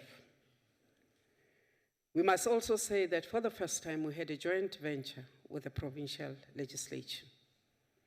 This was almost thrust upon us because we could have chosen to go separate ways and therefore wasted state resources. But it made sense for us to come together precisely because at the time which we proposed to go to the Eastern Cape already had a program of their own of taking the legislature to the people. And so this program at some point was separate and at a particular point came together. And that is why you will see that the report of the NCOP has instances where we include the jointedness of the program with the Eastern Cape and where the Eastern Cape report will go separate because they were within their rights, we were within our rights, but it also worked for us, especially financially, to have a joint program. We want to say that we are very grateful for the cooperation we got, both from the legislature and from the executive of the Eastern Cape. We also must say that we learned a lot of lessons because this program worked for us to fulfill what the Constitution demands for us, to take Parliament to the people, to listen, to educate, but also to coordinate the business of government across the spheres and in and amongst the provinces themselves. We learned good lessons, which I'm hoping we will take back to all the other legislatures. We also observed bad practices, which I'm also hoping as different provinces will make sure are not repeated in our provinces. We also were able to learn, those of us who do not come from the education sector, to listen to amongst the best teachers and principals, and also to identify amongst them the worst teachers and the worst principals. We also had, as public representatives, an opportunity to learn from the practitioners themselves and sometimes to hear what the children themselves had to say. We started by visiting ECDs because we believe that they are an important foundation for education in South Africa. If these work well, they help us determine the country's potential and deficiencies. ECDs, we think, should also be taken more seriously than we are currently doing. Generally, if you go to the ECDs, it doesn't matter in which province, they are very, very thinly funded and resourced.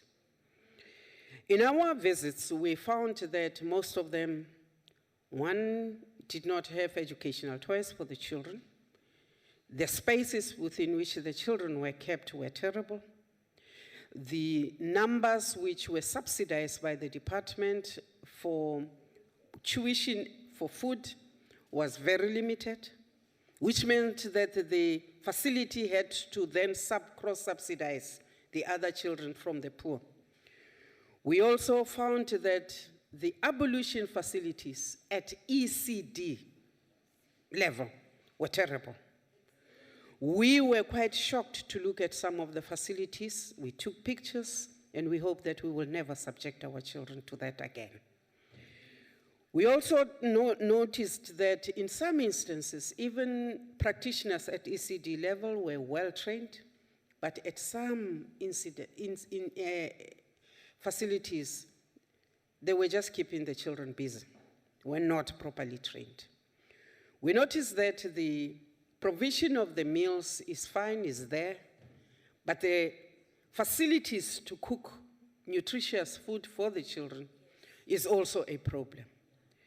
We went on to look at public libraries, and we had to say that again, you moved from the West, one dilapidated, a risk both to the staff and to the public, and one that was extremely, extremely well built.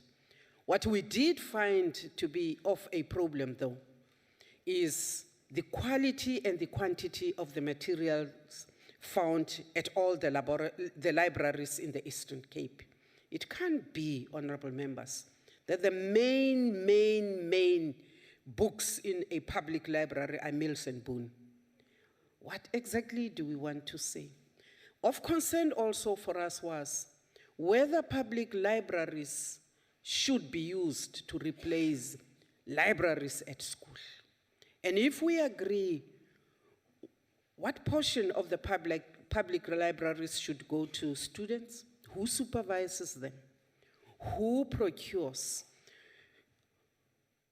The interaction between the municipality, the province, and the national minister on the governance issues around public libraries was also a concern that we want to look into.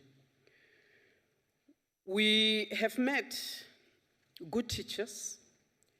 Across the board, we have also picked up that the Eastern Cape has an interesting high percentage of abuse of drugs by teenage boys at school.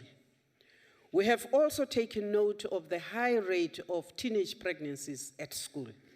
It took us almost all our pre-visit before we asked a simple question. How old are these kids who are abusing drugs, who are impregnating other learners at school? And we've discovered that these are the young men who are about to become men. So the issues of culture begin to then come into the space of education. We were worried about the availability of clean, potable water at schools, again, at the quality of nutrition, at the quality of the schools, at the quality of teachers in some instances. I've already said in some instances, we were enthralled with the excellence that we found in the schools in the Eastern Cape. We want to say that we were shocked at the abolition facilities, but again, we want to say to the Eastern Cape, we thank you for responding very positively and quickly to the request we had for temporary toilets, but we will be keeping an eye on whether the permanent clean toilets are put in with she bins for the girls and sanitary pads at those schools. We are also worried, honorable members, at the quite glaring policy gaps or lapses. There are schools which are meant for children with special needs, but either the national or the provincial department treats these schools as though these kids do not have special needs. And therefore you have challenges, playing grounds for children who are on wheelchair, ramps which are thin, old, and only carry them from where they sleep into the classroom. So we think that we need to work as Parliament to look at this. We need to go back to those issues. And there were other issues, of course. People spoke to us on issues of social development. They spoke to us about health. They spoke to us about RDP houses. They spoke to us about all the other things. But I think that we need to begin to say that we need to standardize, yes. But as we standardize, we must not kill initiative in schools. As we want to normalize and give every child an opportunity in life, we must go back to how we impose policies on schools which do not work for schools. For example, the complaint on progression of learners. Without doubt, all schools, black and white, were complaining about this. And so we need to say, who is responsible? When do we get consultation on the way? How far are we consulting communities when we rationalize schools? So that as Parliament, we can better represent. Ke a leboga, Chairperson. Thank you. Ilunga lelihloniphekile lalendlu umhlonishwa Ncitha.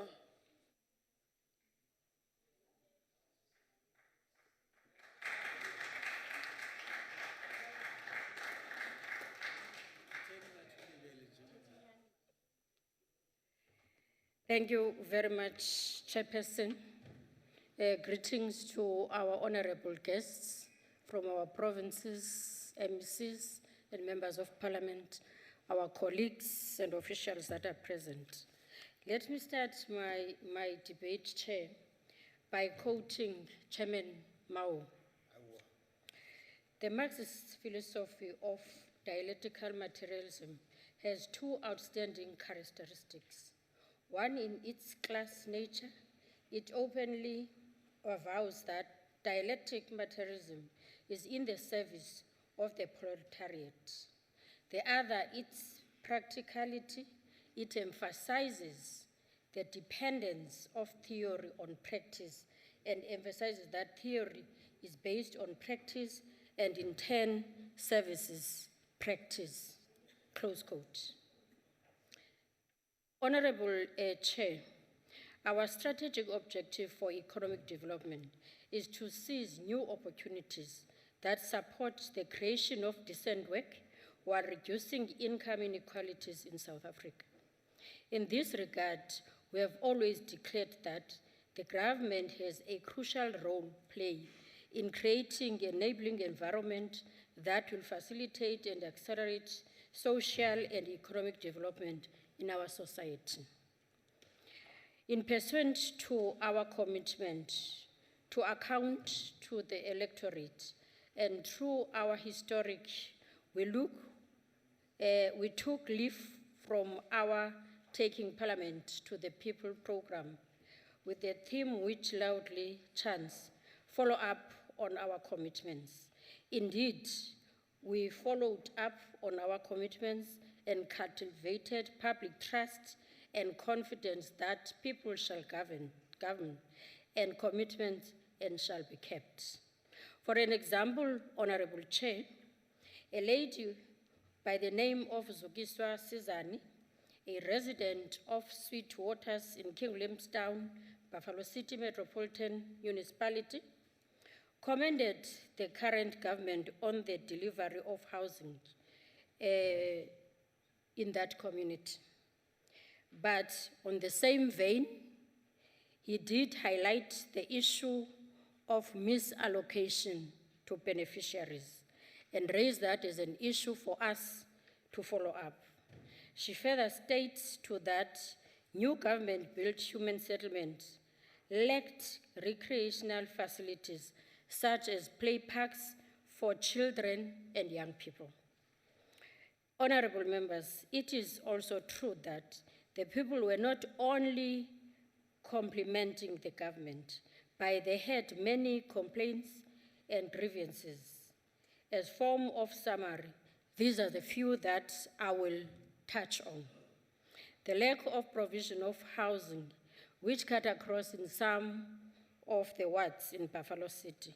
High rate of unemployment amongst young people, prevalence of drugs and alcohol abuse, high levels of reported crime, insufficient staff and shortage of medication in some clinics, general shortage of school furniture, Honorable Makupula, shortage of learning teaching material, especially textbook, lack of scholar transport for some learners who take long distances to school, to and from school, and poor roads infrastructure in where there are rural areas.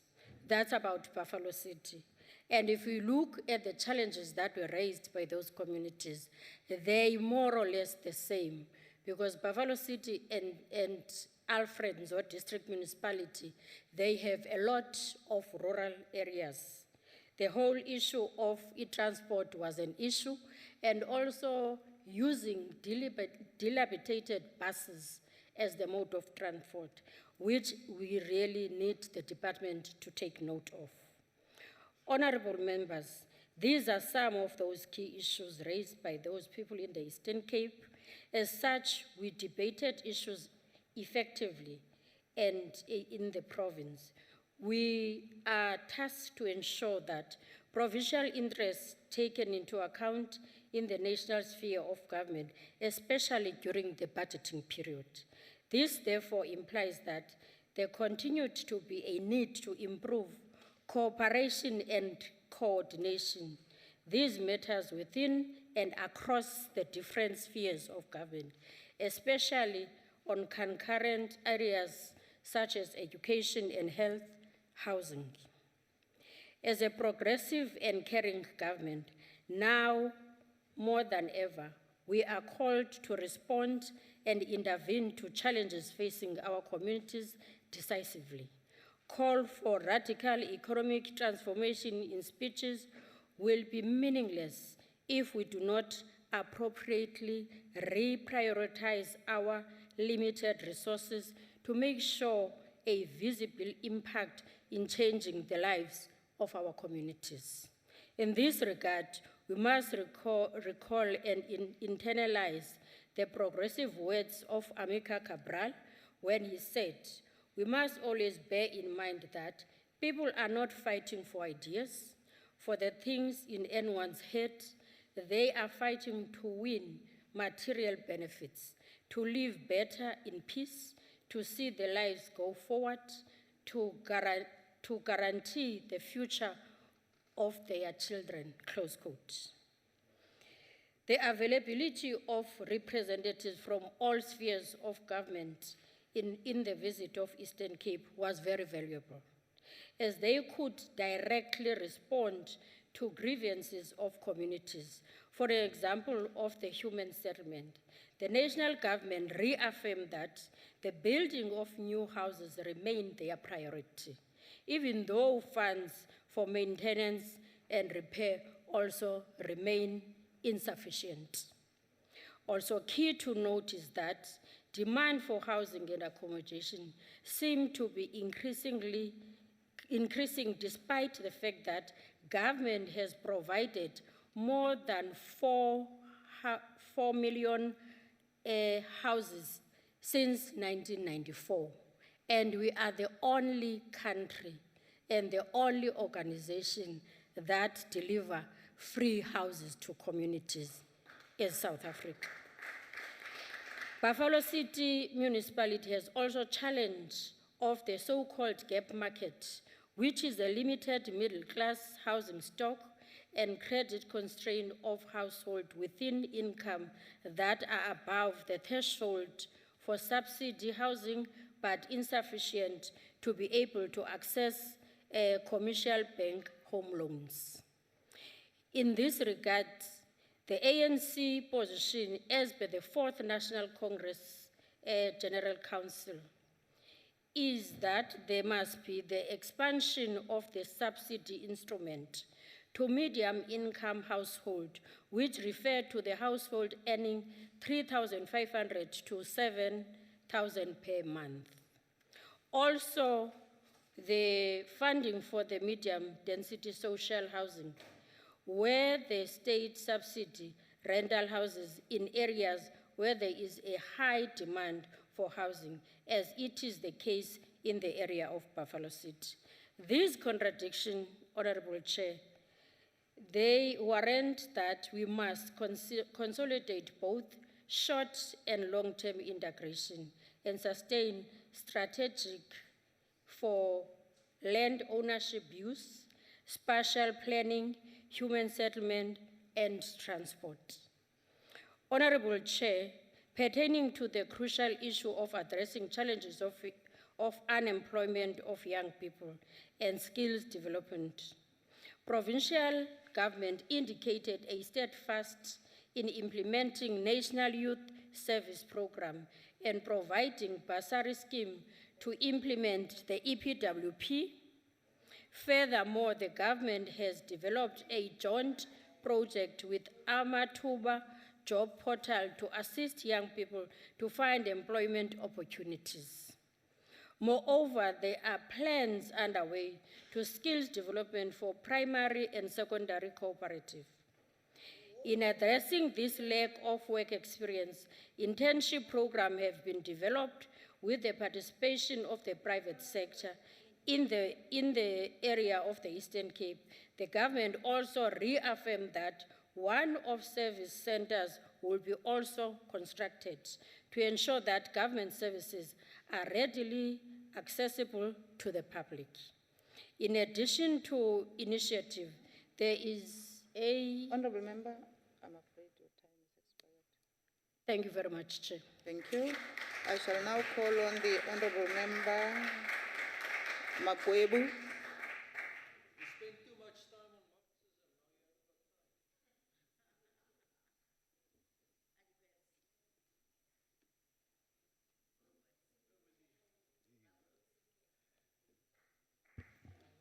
Honourable Chairperson, members and special delegates and fellow South Africans. Professor Jonathan Jansen, author and former rector and vice chancellor of the University of the Free State, once said, I quote, "Desperation is an emotion I seldom feel, except in relation to education. For I believe very deeply that for most of our children, a solid school education represents the only means available for ending the cycle of poverty. Skills come later, economic growth even later. Social cohesion lies far in the distance. What matters is that the children complete 12 years of schooling with the ability to read, write, reason, calculate, and express confidence for purposes of further studies, skills training, and higher education," close quote. During our visit to the Eastern Cape, when we took Parliament to the people, it became evident that there's no solid foundation for preparing our children for the future in the Eastern Cape. The early childhood development centers we visited, amongst many failures by the Provincial Department of Social Development, that we discovered that the grants that are paid were not paid in time, thus making it difficult to keep these daycare centers or these early childhood development centers in operation, thus compromising, their duty to nurture our children as they prepare them for schooling. Further, we visited high schools and met with management officials of the Provincial Education Department. Both visits and meetings revealed the following failures by the Provincial Department. Matric results for previous years have been decreasing drastically, and some schools are performing below 30%. There is little support rendered by the Department of Education for the underperforming schools because there are resources that are not provided when they are needed. Low staff morale is caused by lack of support to teachers by the Provincial Department. Mud schools remain not eradicated. Honorable Chairperson, the Eastern Cape is the country's worst performing province in the matric results, yet again in 2016. The province has recorded the worst matric pass rate for the past 5 years. The 5 districts that performed below 50% in the country are all in the Eastern Cape. Last year, more than 36,000 matric pupils in the Eastern Cape failed grade 12 exams in the Eastern Cape because of the lack of political guidance in the Eastern Cape and political leadership. These schools and this poor performance is compounded, Honorable Chair, by the ANC-led government policies that are not working. The National Department of Education introduced the progression policy in an attempt to address the problem of dropout rates in the system through the policy that allows school children to proceed to the next grade. This disingenuous policy requires that a learner not be held back in a phase for more than 4 years, even if he or she fails. This therefore means that should learning and teaching not be of high quality, children still proceed through the education system from as early as foundation phase with a learning backlog. Essentially, there is a crisis in the education system, and the progression policy exacerbates the compromise of quality by causing bottlenecks in the late phase of the system, namely grade 10, 11, and 12. Similarly, we see in the Eastern Cape a bloated cohort of grade 11s, progressed learners. These are cases where learners fail grade 11 twice, but the policy progresses them to grade 12. According to the Eastern Cape Department of Basic Education, this is the largest grade 12 group in the past 5 years. Therefore, the question is, can we blame the teachers entirely for the Eastern Cape's poor performance? The answer is no. They are not the policymakers, but the blame lies within the ANC government. More than 2,000 schools, Honorable Chairperson, in the Eastern Cape have 2 or 3 teachers each. 219 schools in the Eastern Cape, as we're standing here, are led by 1 teacher in each school in the Eastern Cape. Let's face it. Let's first then give the teachers the necessary support, and then probably you can blame them later. Honorable Chairperson, honorable members, South Africa spends 280 billion on education. This is more than 1/5 of our national budget, yet it is not matched by results in the Eastern Cape in particular. But I've got good news. This crisis can be salvaged. The DA has a rescue plan. Over the next year, we will focus our attention on these learners. We will stand in solidarity in their plight, talk to them, and listen to them. Together, we will build a brand new policy platform, a rescue plan for this lost generation. Freedom, fairness, and opportunity will be at the heart of this plan, a policy package that will put each young person at the center of their own development. Honorable Chair, as I conclude, we will start with preschool nutrition, ending when young adults enter the labor market. We will harness the energy and the passion of the thousands of committed teachers and principals to lead the change in turning our schools around, while shielding our children from the destructive influence of politics and labor unions. We will invest in training existing teachers and recruit more teachers, particularly for maths and science. We will explore the feasibility of bringing back teacher training colleges. This is what the Eastern Cape needs. Thank you. Thank you very much. The Honorable Member T.G. Chipabi, Limpopo Chairperson, Public Administration. Over to you.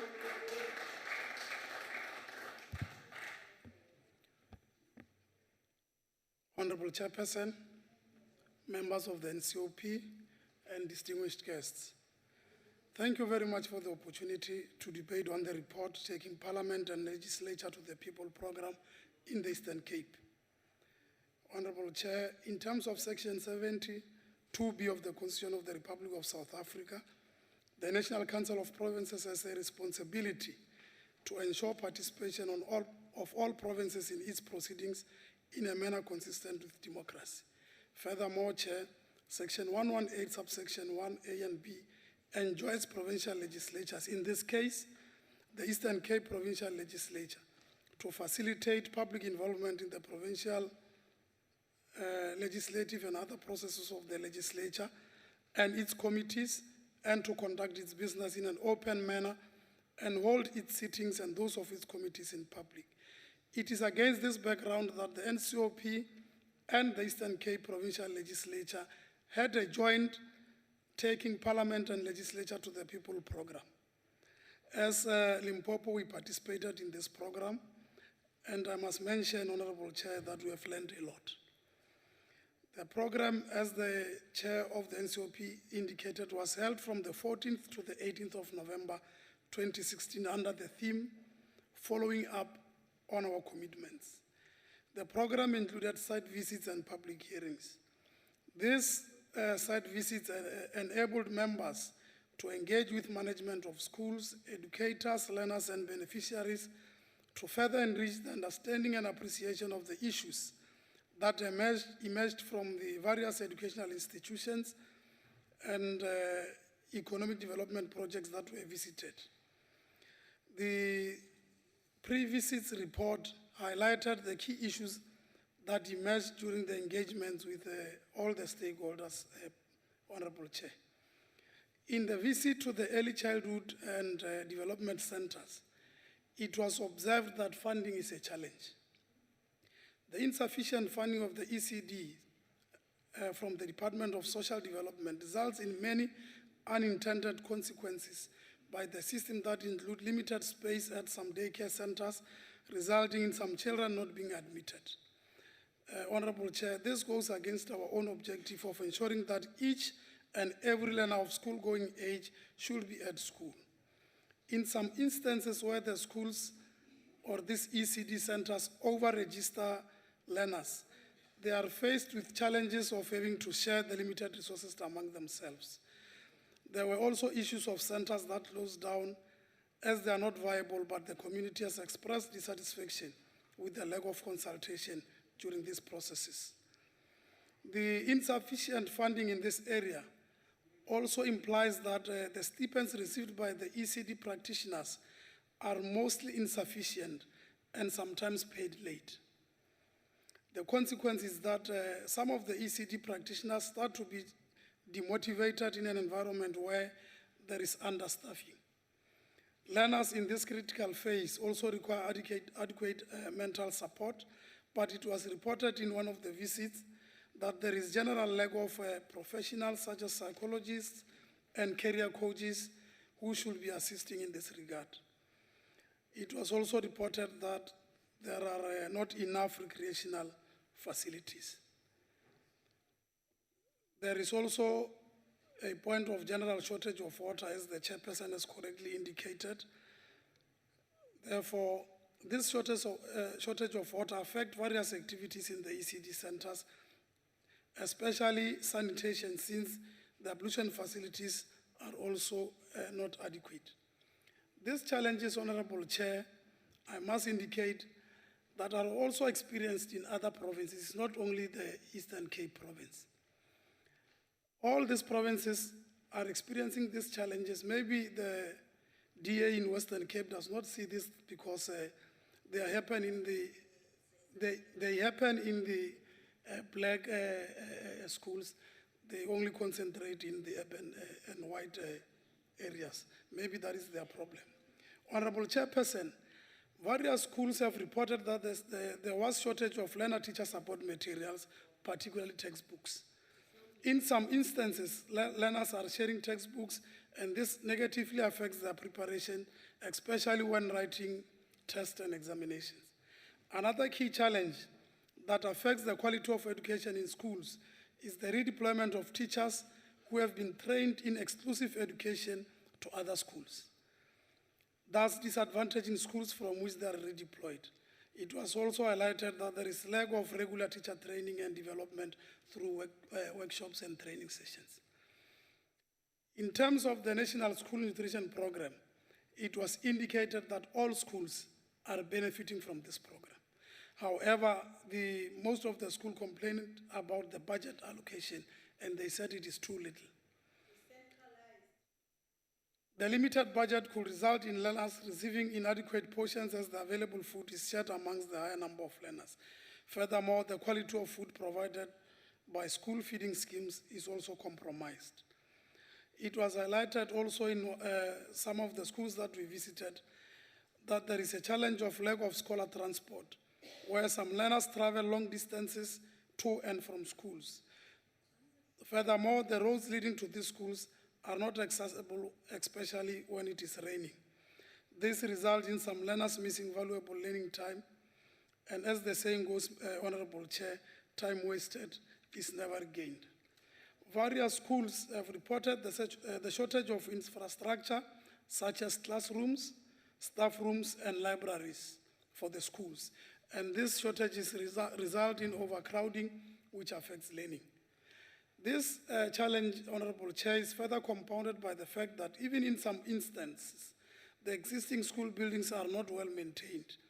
Many schools have reported that they lack furniture, that is schools' desks, as well as ICT infrastructure, including computer laboratories. Some of these schools do not have electricity connections, which raises a need to explore alternative sources of energy for affected schools. This was suggested to them by the team that visited the schools. The delegation, Honorable Chair, also discovered with concern that some schools are operating without school governing bodies. This was a very serious concern. This situation does not only negate the effective governance in schools, but it also steals precious learning and teaching time, as some of the educators will be forced to assume the roles that were to be fulfilled by the parent component of the SGBs.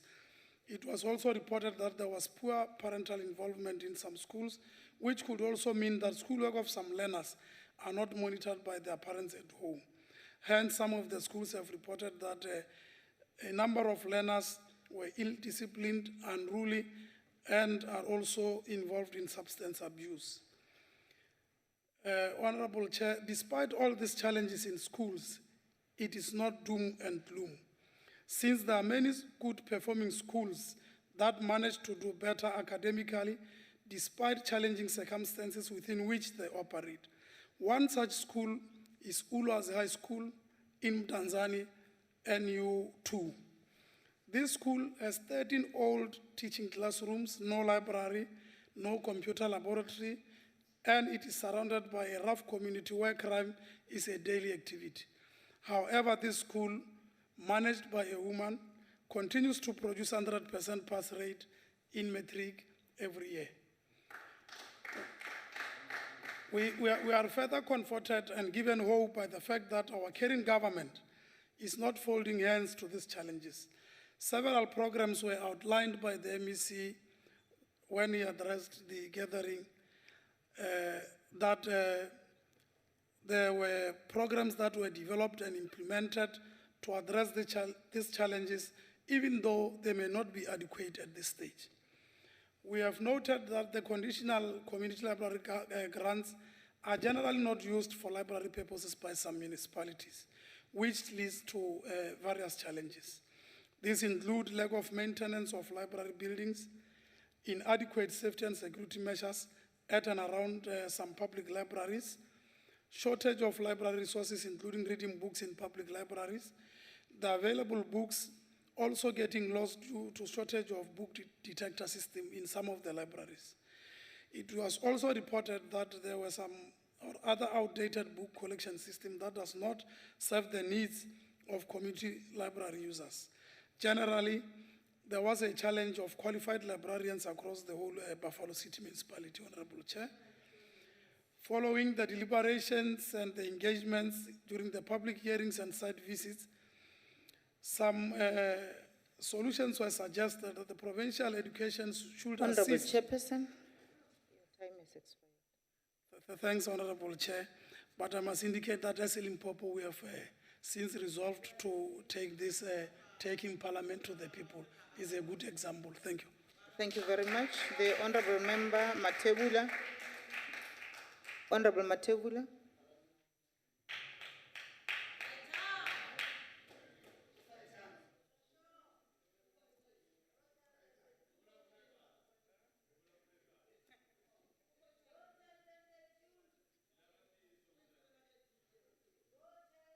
Chairperson, taking Parliament to the people in the Eastern Cape and Alfred Zo was an eye-opener to you as a ruling party, that you have abandoned the poor masses of our people.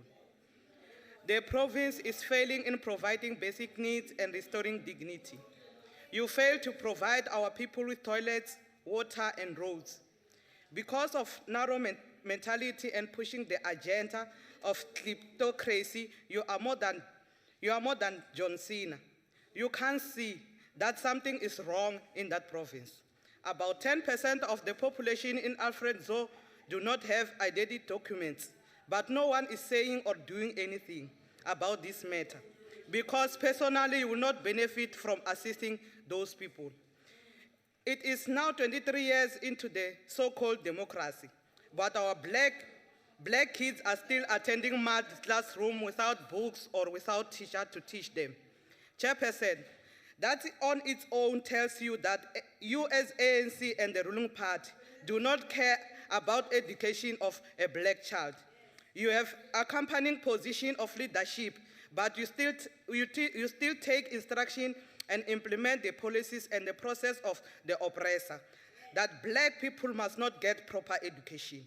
Failure of government to even act on executive members that are unable to perform like the MEC of education in that province will result in failing our people.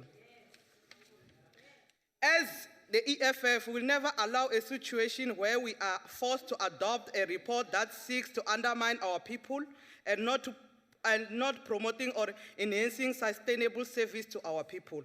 We will never support a report that seeks to undermine the integrity of our people. This report does not reflect the truth, challenges, and the frustration that our people are faced with. The worst thing is that you did not, the last day was on, allow a criminal, a man who violated his oath of office, a man who does not respect the Constitution to address honorable members. As you impose everything. No, not this time. EFF therefore recommend that the House reflect further and put the entire province under administration.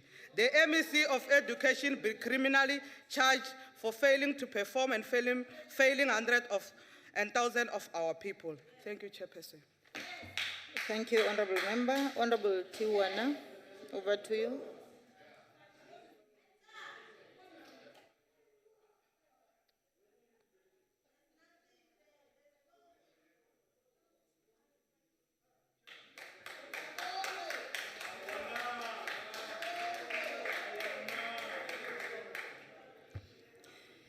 Honorable Chairperson of the NCOP, Deputy Chairperson in Absentia, Chief Whip in Absentia, Deputy Minister of Finance in Absentia, permanent members from different provinces, distinguished guests and members of the media, good afternoon. Chairperson, let me thank my organization for allowing me the opportunity of standing in this August House and debate early childhood development. Allow me to salute the organization, which is 105 years old, and it is the oldest organization in Africa and in the world. Chairperson, this program of child development is initiated by African National Congress President, our own, O.R. Tambo. Long live the spirit of O.R. Tambo. This is your year. Ulele nje Tambo uyathetha. When O.R. Tambo was in Tanzania, he assisted Charlotte Maxeke by making a crèche in Tanzania. The reason of that, he looked at the struggle that was faced by the parents in Tanzania, and he wanted to protect the children through the hardship of the apartheid system. Those people are amongst us. There's one thing I like with the ANC. We can afford to, as we have not, stay with those people who are oppressing us. Chairperson, I wanted to say to this house, bantu bakuthi, u-Honorable Magwebu ngexesha likarhulumente kaSebe utata wakhe wayeyiminister apha.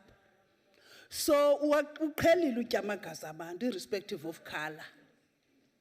So I'm not surprised when he is deliberating in this house and very negative, because if you can analyze him, he is not discussing, he is impressing the bosses. Thank you very much. Let me say, in 1987, let me repeat it. Honorable Magwebu, who was standing here, he benefited from the apartheid because his father was amongst the Bantustan cabinet. And he is used in sucking the blood of the poor and the have-nots. So when he's discussing here, he is impressing his masters. Order, Honorable Warner, please take your seat. Honorable Member Magwebu, why are you standing? What is the point of order, sir? House, I do not have a father who served in the Bantustan. It may be a family, but not a father. Must get your facts right. Point of order taken, Honorable Magwebu. Continue, Honorable Member Warner. Thank you, Chairperson. I'm not talking about the insinuation, I'm talking about the content. The content is, you are coming from a family used to exploit the blacks because you benefited in the apartheid. Chairperson, let me remind this house about the 8th statement that was done by OR, saying that our children and students have oppressed and abused in their childhood because their mothers and fathers are not allowed to stay with them in their workplaces because of the apartheid system. Their mothers and fathers were given a slavery name called kitchen girl and a garden boy. So we are still living with that scars, even in the present situation, because the whites, they don't impress anything that is done by the Black African National Congress majority. Chairperson, as I'm saying, O.R. Tambo and our icon, Tatu Nelson Mandela, although they are not here in flesh and blood, but their spirit is with us. How can a person wearing an overall, because there was a sting of a kitchen person which is frying amagwinya bethu. She is uthetha into ebengekho kuyo. How hypocrite are lenti koyo yale mibutho mincinci, because once you wear an overall, you are not going to do a clean job. If you are wearing an overall, that's an indication that at any given time, you cannot do any perfect job. So, njengoba ndisitsho ndisithi, as African National Congress, we are protecting the poorest of the poor. Nangoku ke Tambo, mabahambe ngoba bathi bayahamba. Ndiyayivuyela loo nto othi bayahamba Tambo, siyavuya Madiba, ude wafika wasincedisa, uba mabahambe, because they've got nothing to offer to the poorest of the poor. The second leader, Chairperson, who implemented this early childhood program was our first Minister of Education, Kada Asmal. On the 12th of December, he put aside a budget of 195 million in 2000. And he said in his document, this program must be catered into social development. Because they analyze, because in the African National Congress, we analyze and put strategies so that we can implement our programs and our policies. During the apartheid era, there were no black children that were having crèches.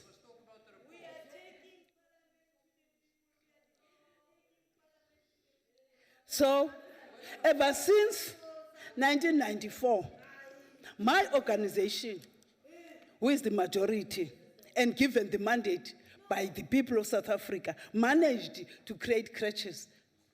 For instance, in this taking parliament to the people, our institution looked at the education and health. And we went to the deep rural areas of Alfred Nzo. and look at those crashes. And after that, we made some preparation so that the people that have given us as leading in the governance, what we must do. When we go there in September, most of the things, as my chairperson was alluded to, were done by our government, not other people. Secondly, when we were in the rural areas, we find that churches and other community centers were accommodating early child programs from 6 months up to 4 years. Those people are so excited when they are graduating, going to a formal school. That was the good news that we had from the people, because in the rural areas, they accommodate for those mothers who are working, even for those who are not working. Our international icon, former President Nelson Mandela, in his book of Authorized Concession, he said, if we want to be caring society, we are striving to fight against inequality of apartheid. We must eradicate all traces of violence against the children. And we knew in this house that the program of early child and student children was close to the heart of Nelson Mandela. Long live your spirit. You have done us proud. In South Africa, we've got 12,650 centers of early child. And within this short space of time of democracy, this number is covering all the provinces. And the opposition is not happy about this because they cannot implement it because they've got no policy. Thank you, African National Congress, for giving us these policies, because that's why our people are always cherishing. Order, Honorable In the Eastern Cape, Honorable Wana, please take your seat. Honorable Mokwele, why are you on your feet? But the speaker is not talking about taking parliament to the people. Please, please. Honorable Mokwele, please take your seat. That is not a point of order. Continue, Honorable Wana. Thank you, Deputy Chairperson. Kaloku abantu xa sebehamba baba reckless. Ngoba lo mhlawumbe bayashiywa ibhasi okanye bayashiywa zizintoni. So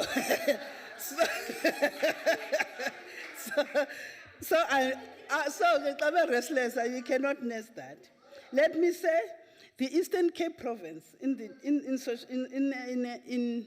social development have managed to make a very good budget of 231 for early child.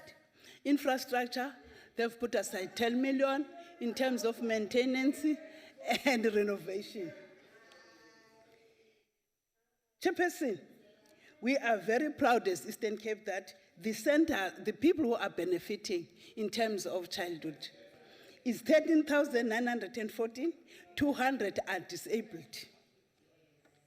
Although, Chairperson, we are asking into yoba, xa sesilapha, sizama ukuthi kaloku ngoba kaloku uba ngaba abantu abanento ezibomvu are not radical. Baza SMS-elwa ngutata wabo ukuthi yibani road. So there's nothing, there's no content. Because ngoke lapha, the current budget is covering all the things that the chairperson has announced here. Let me salute UNICEF for assisting African region in this program of early stage, because the wars that took place in Africa made the UNICEF to assist us. And our country, South Africa, within 190 countries, is among those. Your time has expired. Oh no, thank you very much. Honorable Givedo, Western Cape Chairperson on Education. Honorable Chair, I note the presence of the Honorable Chairperson of the NCOP, Honorable Modise, MECs, Honorable MECs and Honorable members of the NCOP, and also Honorable members of the special delegations. Education remains pivotal to ensuring that millions of South Africans have any chance of escaping poverty.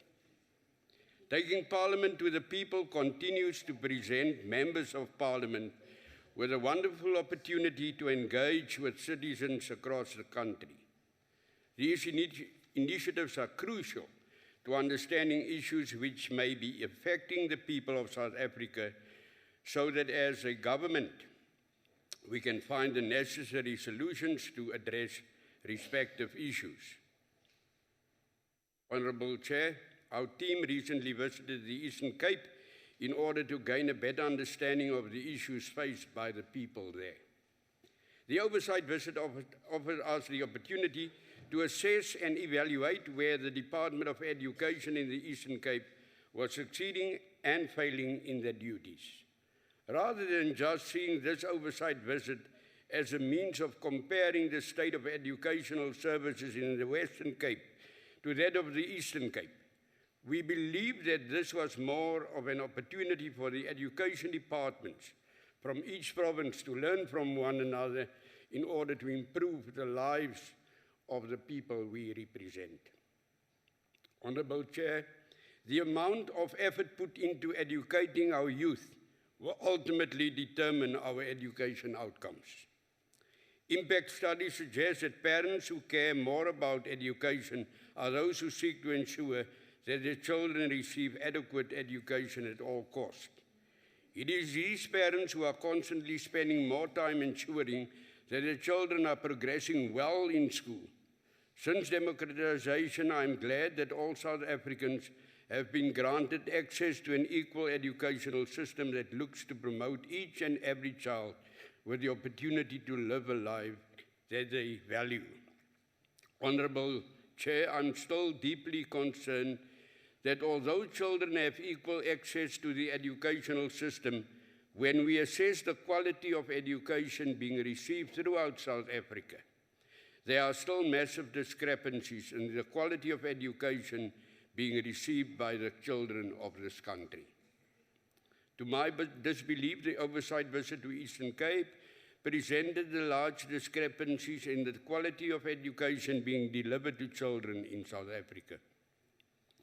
I was deeply concerned to see that while many learners have been granted access to education, the government has failed to provide the necessary resources needed to succeed in the school environment. And therefore, a lot of Eastern Cape learners are flocking to the Western Cape, and I welcome them with open arms. My colleague, Honourable Magwebo, made a wonderful comparative analysis earlier on. And let me just focus as a backdrop, not as grandstanding, about the Western Cape scenario. The latest matric results are just one of many indicators highlighting my concerns surrounding the quality of education children are receiving in the Eastern Cape. Madam Chair, the latest matric results indicated that the Western Cape achieved a matric pass rate of 86%. This was up 1.3 compared to the previous year, compared to the Eastern Cape, where the matric pass rate was 59.3%. There are several reasons why learners are achieving the results that are seen across the two respective provinces. Firstly, these two provinces are governed by two different political parties. The DA-led Western Cape outperforms the Eastern Cape for the simple reason that our government does not just say that it will improve the lives of its people, but we deliver on what we promise. We have the best practices which we believe can be implemented across all provinces. So it has to be shared. We believe that no person should fail to have the opportunity to attend school because of their financial circumstances. Thus, it must be noted, Honourable Chair, that 98.5% of the schools in our province are either no-fee schools or schools that have been compensated and assisted by the Western Cape Education Department in one way or another. We have already allocated nearly up to 50 million rand to fee-paying schools. This equated to us providing assistance to 97% of all provincial fee-paying schools. The efforts made by the Department of Education in our province produce a teacher-learner ratio of 1 to 35, where funding and resources have been served as a limitation for learners having access to education. The WCD has rolled out more than 150 mobile classes over 2017 financial year. These additional mobile classes are a simply yet effective way of dealing with the current teacher-learner ratio. The Western Cape government has also made use of several e-learning game changers to ensure that access to education is supported by technologically innovative initiatives. By April 2017, Honourable Chair, a total of 1,239 schools, it's 1,239 schools across our province would have been connected to broadband. This brings us to the situation in the Eastern Cape. My heart goes out to the children of the Eastern Cape. I'm a child of the soil of the Eastern Cape. Born and bred in the Tsitsikamma and settled in Uitenhage, Uitenhage. So it's my province also. It's my province also, and I will stand for my province. I feel my heart goes out to the children in the Eastern Cape, and much work needs to be completed there in order to establish an educational environment that produces future citizens that can contribute to our beloved country. It must be noted that although the teacher-learner ratio in the Eastern Cape is around 33 to 1, many of the schools visited are experiencing huge challenges that do not do justice to the positive teacher-learner ratio. General challenges experienced in the Eastern Cape include high teenage pregnancies, sickness amongst learners, shortage of water supplies to schools, particular schools located in rural areas. What is really alarming is the numerous amount of schools in the province who are experiencing burglaries and theft on a regular basis, leaving these schools with no essential equipment and teaching aids such as computers, etc., and that's a major problem. School governing bodies cannot afford to appoint additional security officers, and poorer areas do not have access to learner transport. And continued use of the toilet bucket system by some preschool facilities, such as Vuyani and Sinkizane schools, which are located in the Umzimbubu local municipality, still takes place. Many schools do not have internet services, which is denying children access to the information required to be successful in the technological age we live in. In conclusion, Honourable Chair, I recommend, and this is just a recommendation, and I don't say I have the solutions, that the Eastern Cape government and in particular relevant departments should, as a matter of urgency, intervene and seek ways to address these challenges for the sake of quality learning and teaching and better academic performance by the South African education system. Our department are more than willing to reach out to the other provinces, especially the Eastern Cape, inducing them with our best practice models in order to enhance their education practices. In this process, building a strong, capable, competent, and resilient South African nation. I thank you, Chair. Thank you, Honourable Givedo. The Honourable Member Tlongwana Madlala, Chairperson of Education in KZN.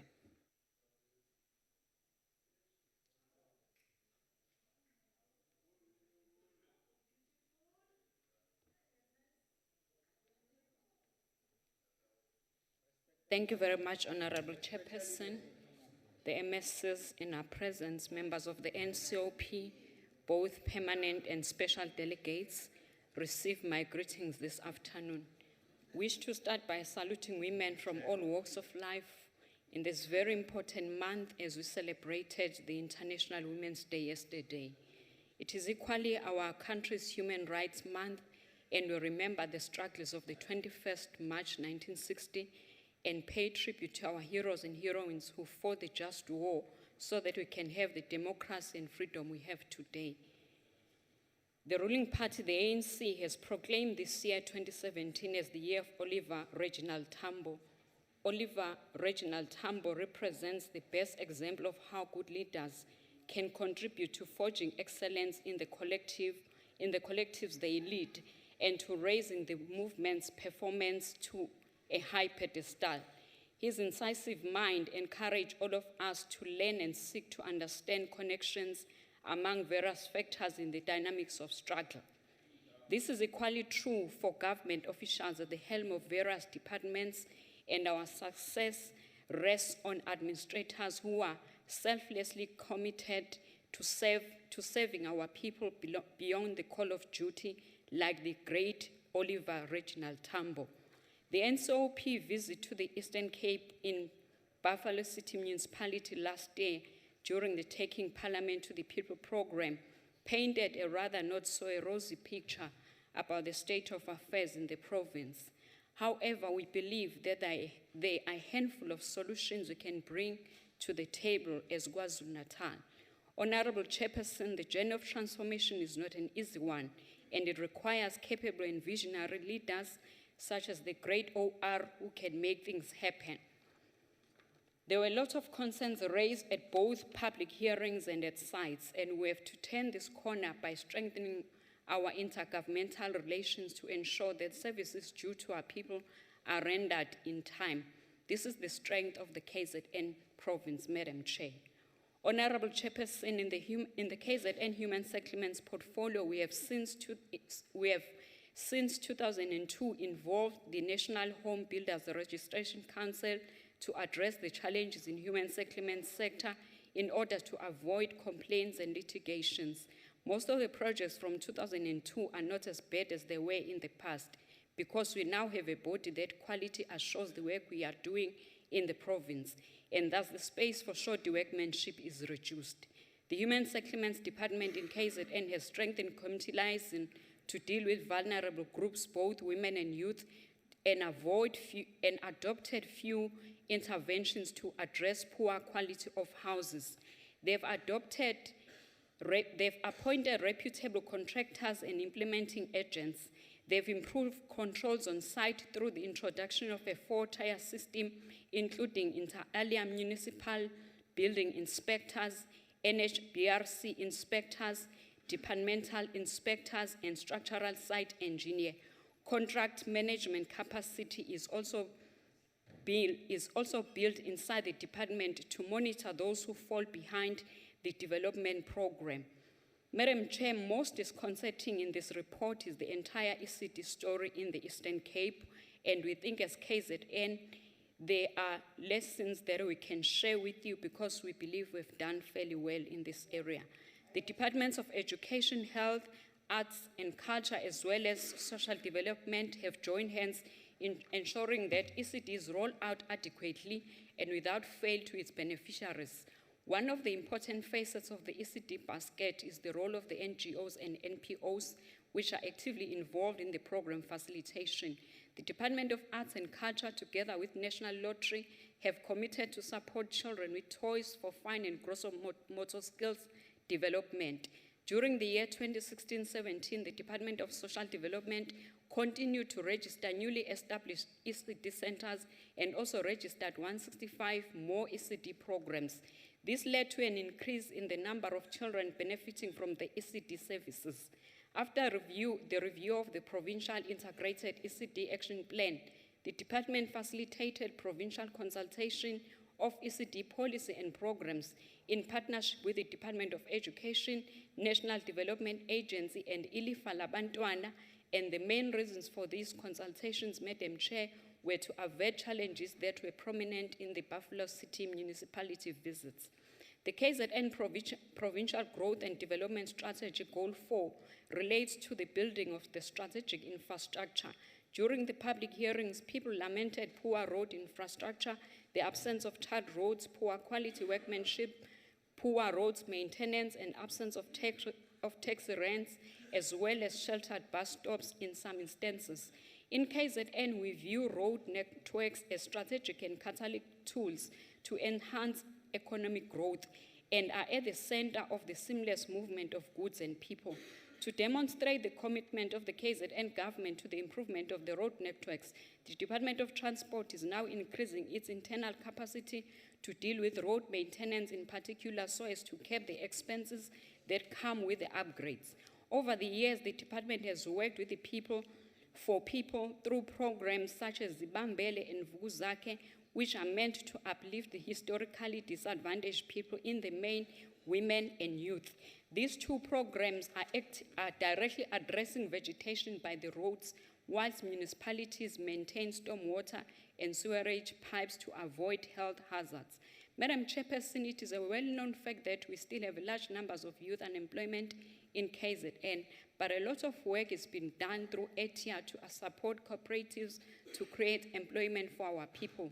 The province has in the past formed a partnership with the University of Zululand to train and develop cooperatives to play a meaningful role in the mainstream economy.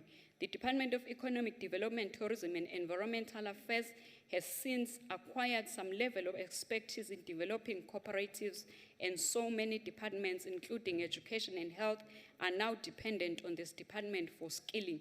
Honorable Chairperson and honorable members, we also noted the challenges faced by the Department of Health and Education in the Eastern Cape Province, and of particular importance is the Lovedale TVET, which is the pride of our nation.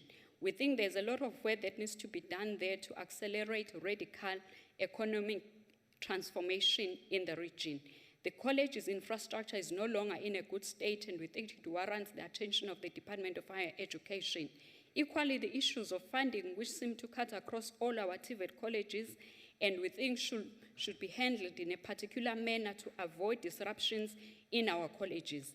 In KZN, we also started the year on a bad note, with many college students threatening to go on strike should their demands be not met, and we must appreciate Minister Nzimande and his department for intervening in this regard. Madam Chairperson, we're also amazed by the good work done at the Artisan Academy, and we think those kinds of institutions must expand and be found all over the country to meet the needs of our economy. The schools in the Eastern Cape are not so different with the schools in KZN, in that learners still travel long kilometers to school. Some schools are without furniture, some schools are without ablution facilities, and even some are without qualified teachers.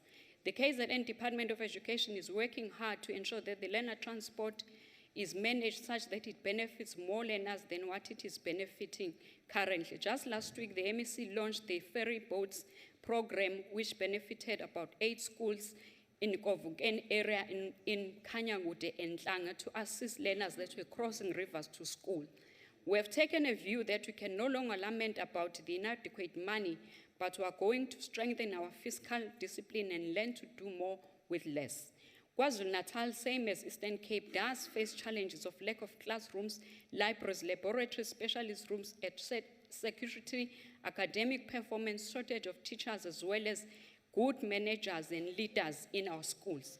However, the Ministry of Education in our province has pledged to fast-track the transformation of the schooling system, which is a program aimed at rationalizing small schools and optimally using human resources to benefit the needy schools. Equally, on the issue of performance, the department is busy capacitating teachers to understand curriculum through a program just-in-time, Operation Bounce Back, and managers in our schools are subjected to curriculum delivery and management courses. Of great importance in KZN education now is to give support to all schools to perform better and be able to produce responsible and productive citizenry. The department is building its internal capacity again to address infrastructure issues so that we do not always go to public works in case there are problems. On the issues of discipline, as they were raised in the Eastern Cape, we have at the beginning of the year conducted our annual oversight to more than 75 schools as the legislature, and at the center of all our visit was the cry about parental involvement in the education of their children. Longwana, your time has expired. Thank you very much, Chairperson. We want to request the Eastern Cape to open its doors for us, and also are opening our doors for Eastern Cape to learn. Thank you, Chair. Thank you, Honorable Member. I shall now call on the Chairperson of SCOPA from Mpumalanga, Honorable S.I. Malaza.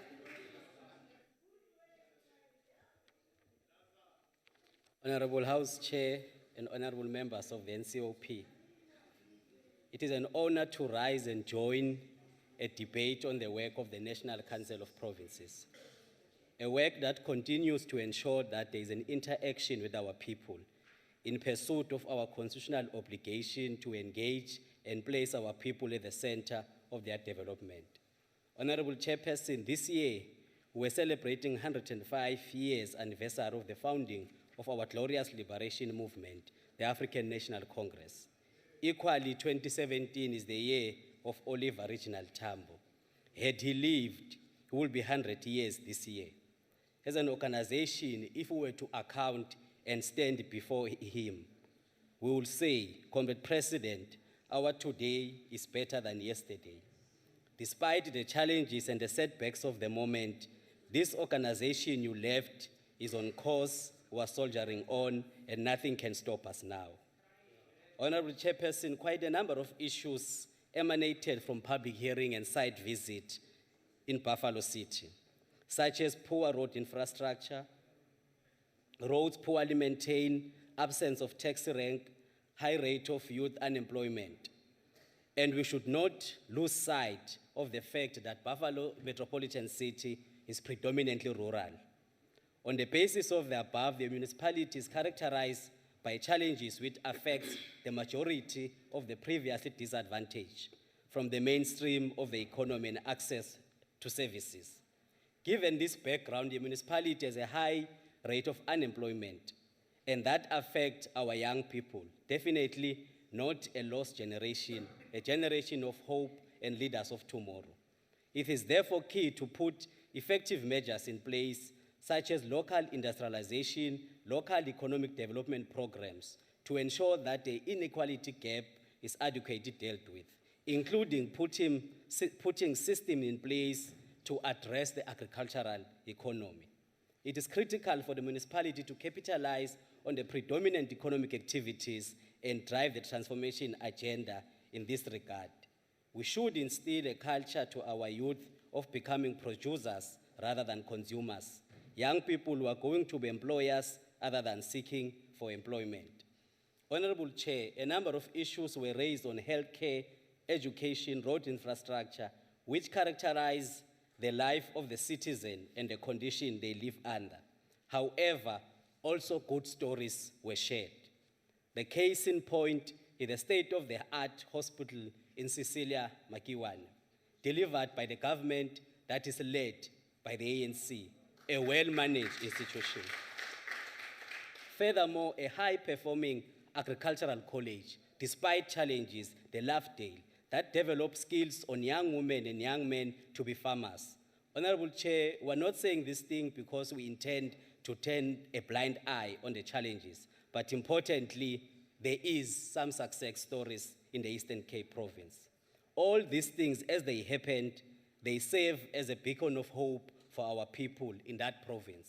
Our people continues to rely in the government that is led by the ANC, despite all these challenges.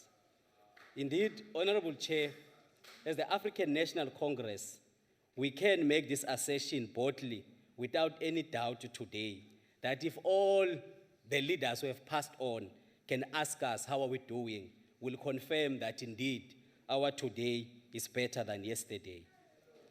Honorable Chair, allow us to draw words of wisdom from Comrade O.R. Tambo when he say, and I open quote, "The fight for freedom must go until it is won, until our country is free and happy and peaceful.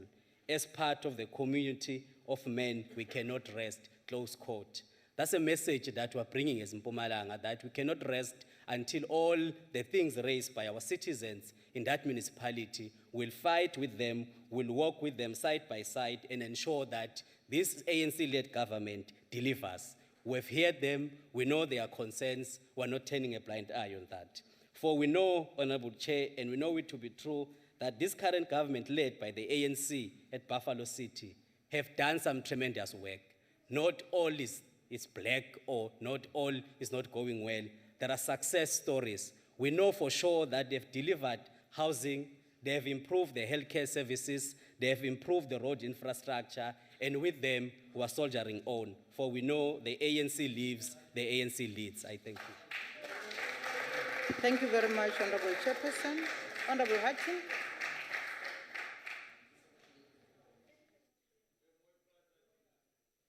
Thank you, Honorable Chair. Standing here once again speaking on the state of basic education in the Eastern Cape, as was evident during the NCOP taking Parliament to the people, feels like a deja vu. Most of us were there repeatedly in the past, and with no tangible evidence that any improvement flowed from previous engagement with the Eastern Cape education system. And perhaps I should just ponder a moment here. We had Honorable Shepapi here from Limpopo. I think it was a hit and run speech. He came here and he recited the findings.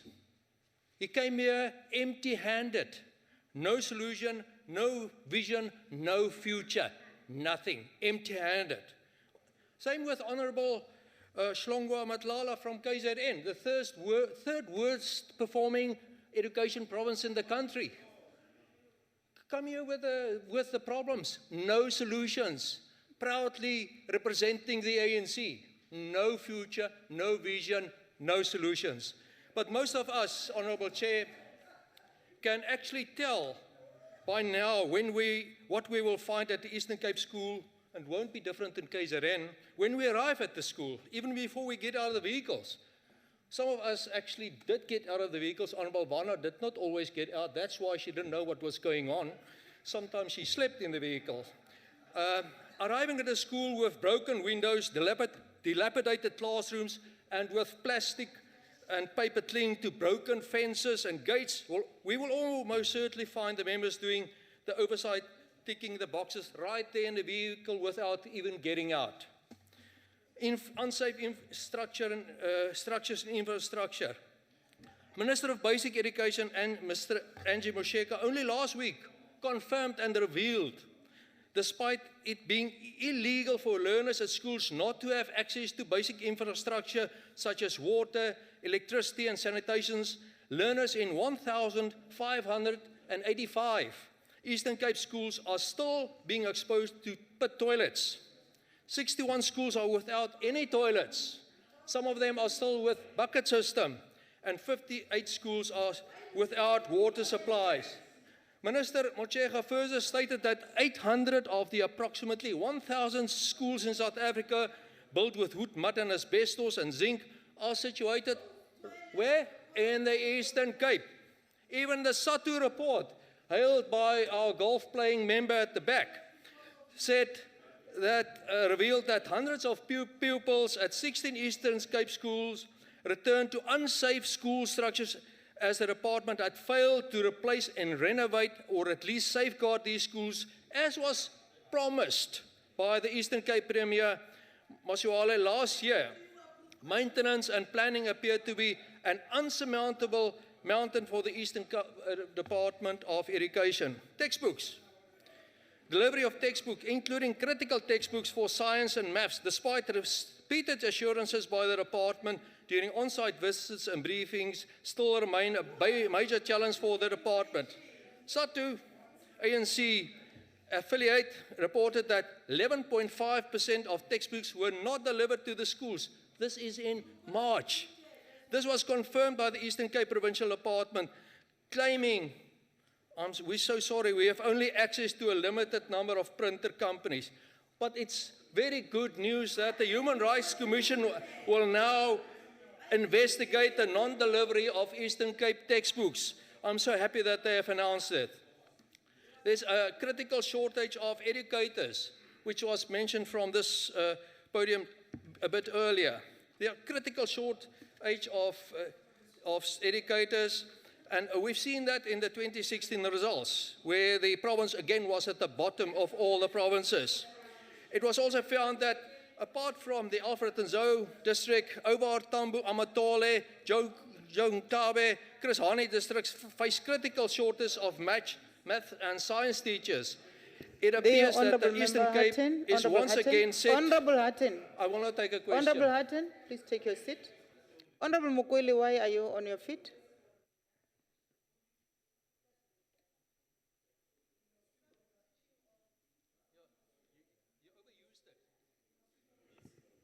I'm just asking, Honorable Hatton can take a question. Okay, thank you very much. Because he was part of that Honorable government. Mukwele, you can't do that. Honorable It's Hudson, because of are you that ready we are to- in this mess. Honorable Mukwele, are you ready to take the question from the honorable member? I'm sorry, she's not really, she doesn't Are you really know what's ready? going on. Are you ready to take No, the she question? doesn't know Okay. what's going on here. Honorable Mukwele is not ready. Continue, Literally Honorable thousands Hudson. of educated posts are vacant, while SATU stated that 320 principal positions are vacant. Scholar transport, it was already mentioned here. So, Honorable Chair, the following, unlike the ANC, MECs and people from other provinces coming here trying to lecture us on what should not happen there, just just explaining the problems, the Eastern Cape and also the KZN will not turn around its problems if there's no proper planning, if there's no proper delivery of LTSM and textbooks on time, if vacant positions, critically vacant positions for both educators and principals, as well as in critical subjects such as math and science are not filled, if sufficient scholar transport is not implemented, a national intervention in the Eastern Cape infrastructure crisis in the education system is overdue, and there should be an investigation into the root causes of the high dropout numbers in the Eastern Cape schools. With those, taking the dropout figures into consideration, the figures, matric results will even look much worse now. Until this situation is sorted out, the Eastern Cape the situation will continue, and Honorable thousands Member of children, Hutton, I'm finishing, Honorable Hutton, your time is expired. and sir. thousands of Your children ti- will for the rest of their life live with inferior education thanks to the ANC. Honorable Makapula, the MEC from Eastern Cape, MEC on education, over to you, sir.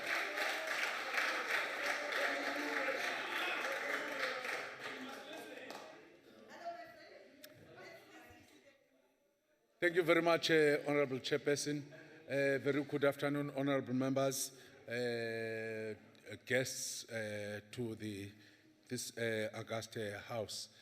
I'm standing here, honorable members, to accept and appreciate the report of the NCOP visit as led by the Honorable Chairperson of the NCOP, Honorable Thandi Modise. Let me upfront indicate that indeed, even to us as a province, the visit of the NCOP was more of a kind of a lesson in the sense that the jacking up of how we've been doing things is in as far as being oversighted. And the fact that the combination of challenges that systemic and structural, but also a people problem, especially by officials. This is not to shift the blame, but how the oversighting.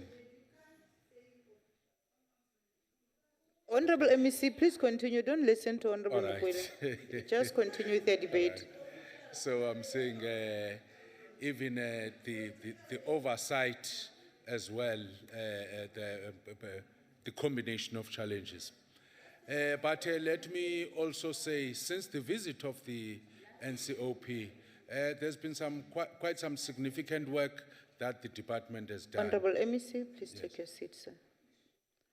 The Honorable Smith, why are you standing? I would like to hear Honorable House Chair if the Honorable MEC is willing to take a question. Let me find out from him. Honorable MEC, are you ready? I only have 10 minutes. He's not ready, Honorable Member. Please continue, MEC. All right. The first thing to highlight, honorable members, is the focus on the early childhood development. Let me say that for the first time in the Eastern Cape, honorable members, despite the fact that there is no national policy, the policy remains a draft since 2011. We have professionalized 900 grade R practitioners.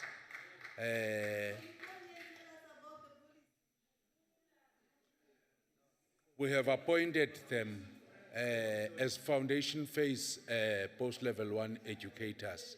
They are starting to get into the system with their Order, Honorable Mokwele. with their Order. benefits. The second thing, Honorable Chairperson, to highlight on the grade R level is to indicate that of the 4,500 schools, primary schools, we have been able to attach a grade R classroom to more than 4,400 of them. So 98% of our children that are undergoing access to early learning classes are actually undergoing a grade R classroom. And those that are, can safely say that 85% of those that are doing grade 1 have passed through a grade R classroom. Also to highlight that specifically on the visits to both Alfred Nzo and Buffalo City, let me highlight that by September 22nd, I have declared a number of posts, 54,747, to ensure that almost all schools have got adequate number of educators as provided by the Act. And obviously, every year, some schools are losing educators because of numbers that are changing. As at the 6th of March 2017, the reports provided by districts indicate that there are 1,603 identified additional educators, and we're working on an open bulletin which will be issued before the end of this month to ensure that additional educators are actually given opportunity to the schools where their services are needed.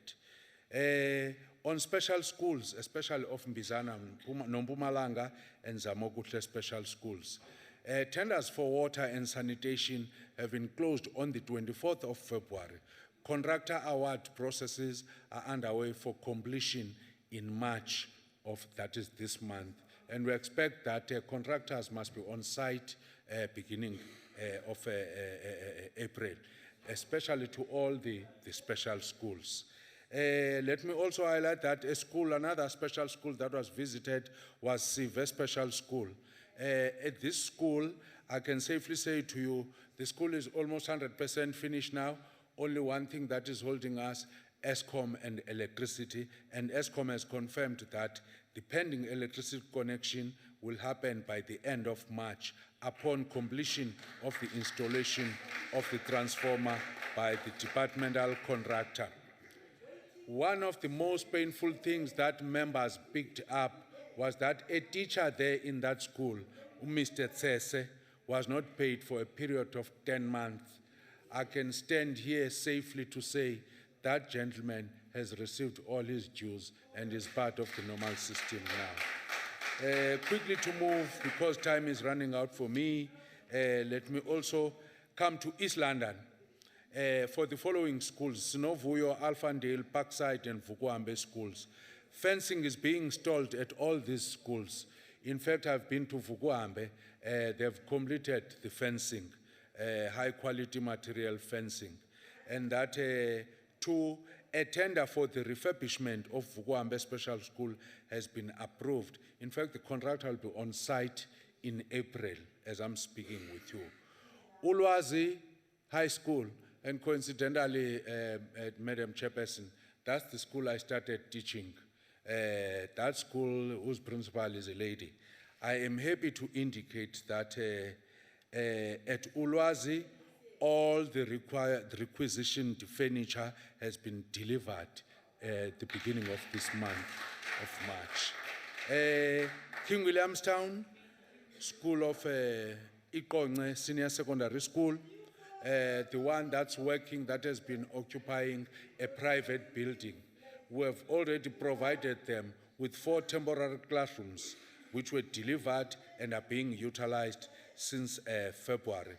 The one point to highlight is that the question of schools sitting on private land or land owned by churches, I can give you a concrete example that at the Tsitsikama area, with the department last year, towards the end of 2016, we bought land at 1.5 million from the Moravian Church, where 2 schools are occupying that land, Clarkson and Amamfengu schools. That land now is owned by the department, and we're servicing those schools from our land belonging to us.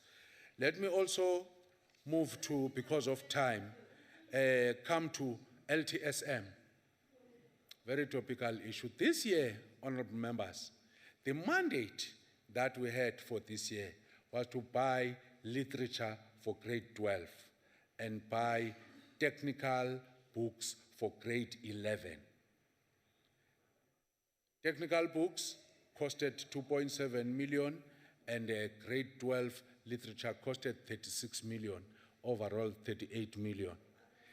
Orders were issued out by the 31st of August, but as we're issuing these books, which was the mandate for this year, we pick up that schools do not do retrieval policies.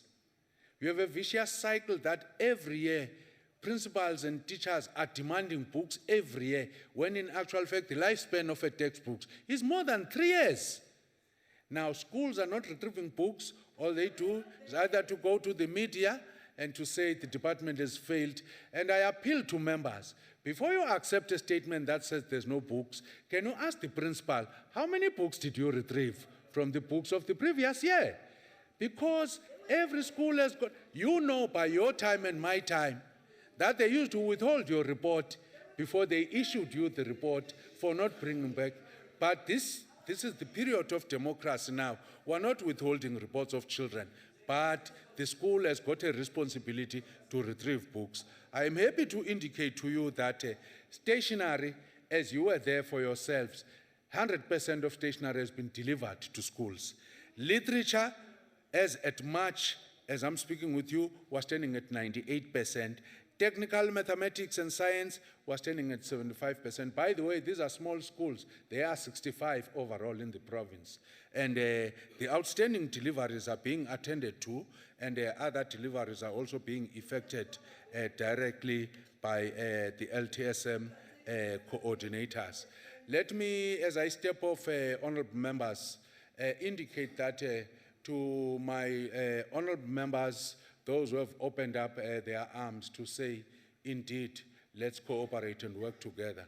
I want to say, I am leading a department that is leading public institutions of children of the people of the Eastern Cape. This is not my private property. To my colleague to KZN, I led a visit to KZN in 2012. By then, you still had MEC Senzo as the MEC for Education. We sat down. This is where I learned how you are doing the multi-year agreement, rather than declare every year, which is disruptive. The second Honorable thing I MEC, learned there... Your time is expired. Oh, sorry, thank you very much. Honorable Mampuru Tike, over to you. Honorable Mampuru.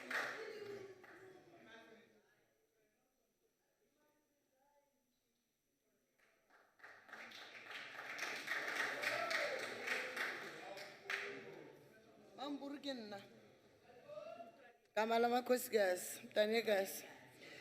Thank you, House Chairperson. Let me indicate that in her opening remarks, the chairperson of the institution was very clear to indicate to the House that as the ANC, which is leading the government, we are our own critic.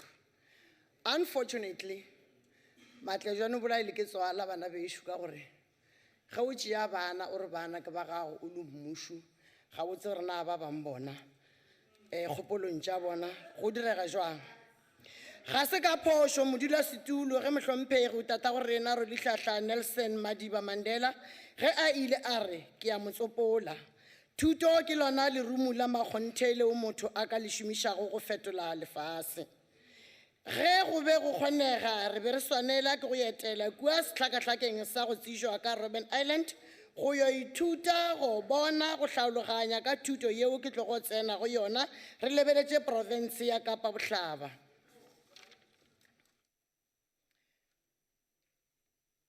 Nkemelenyana mo Modula Stu.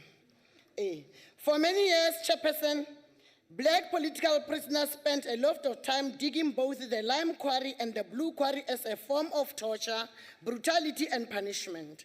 The lime quarry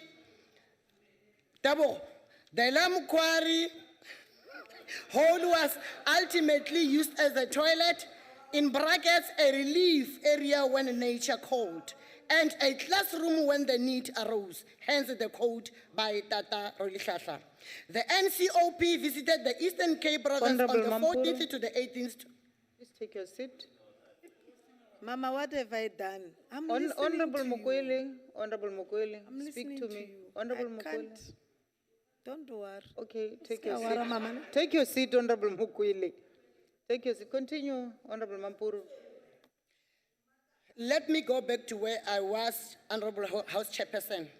The NCOP visited the Eastern Cape province on the 14th to the 18th December 2016 to undertake the program of taking parliament to the people. The NCOP executed this activity together with the provincial legislature under the theme following up on our commitments. Modula Situlo tutekele sedi tjana ga di fele ke bokoti riane tjana. Badudi ba Afrika Borwa tsebang gore push ye eteletse go pele ke African National Congress ke ya lena. Morero mogolo wa yona ke go lehlankela ka go bona gore maphelo a lena a fetoga tšatši le lengwe le le lengwe.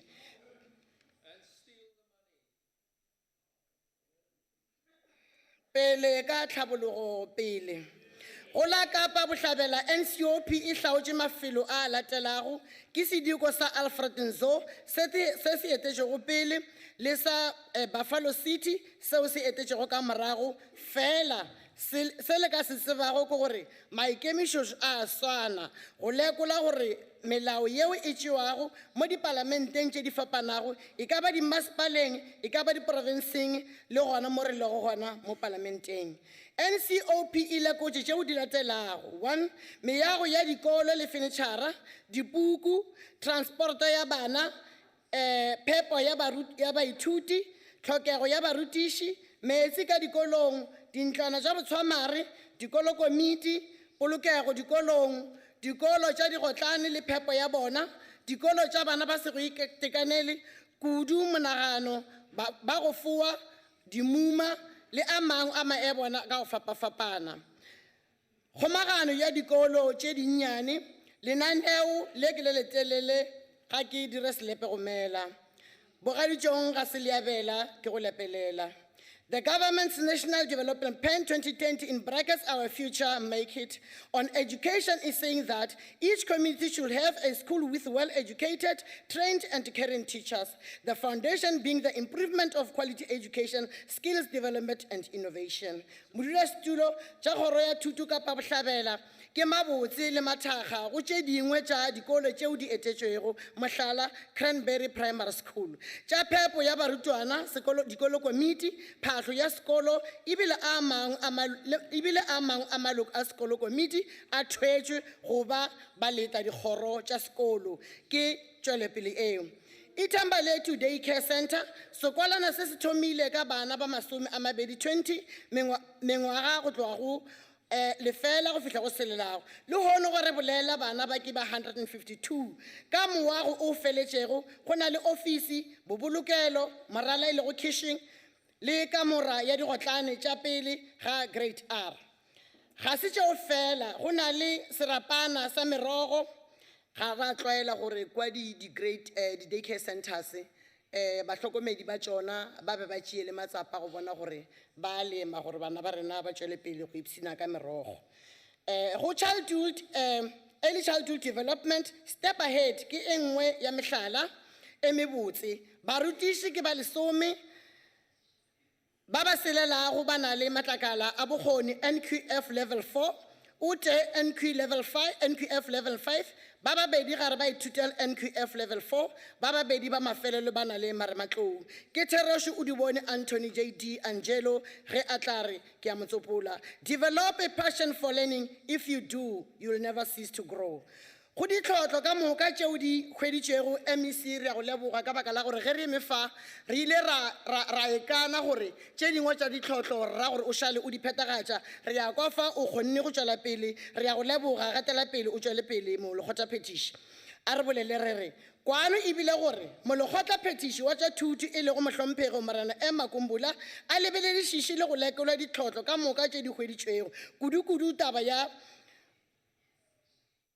transporto ya barutwana lebaka la boemo jwalo ka lebaka la boemo jwalo fase ka moka re a tseba gore Eastern Cape landscaping ya yona ga ya ema gabotse e dutse godimo ga meboto ke ka fao le bona dikolo di le gole le gole tšhireletšego dikolong kabo ya barutiši dipuku tša go bala di-hostele dikolong ke ye nngwe di-recommendations tse re tlileng ka yona because ka landscaping ya yona re bone gore bana ge ba tloga kwa ba bangwe ba tloga ka moo ba bangwe ba tshela dinoka ke maope ga go kgonagale gore tšatši leng ba kgone go ya sekolo ba reconsidere taba ya gore go be le di-hostel gore bana ba rena ba tle ba bolokege phepo ya barutwana o e hlalositše mo lekgotla phetiši fa momaganya ya dikolwana tše dinnyane gore thuto e matlafale dikolo tša go ikgetha kudu ka gore bana ba go se itekanele ga go bonolo go latedišiša mananeo a thuto a dikolo tšeo di tlwaelegilego modulasetulo tše ka moka di ka kgonega ge re ka se lebale gore ge nkabe e se ka peke le tšhisela go la Robben Island re ka be re se mo re lego gona lehono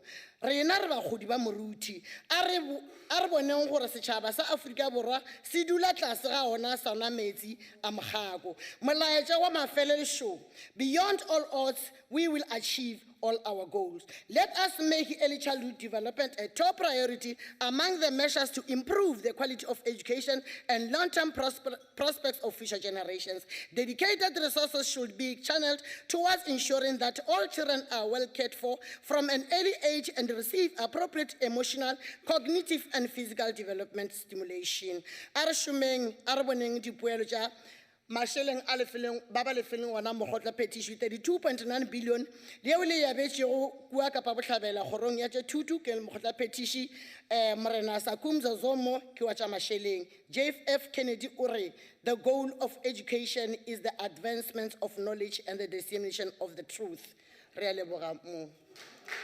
Realebora, Honorable Mampuru, Honorable Kaula.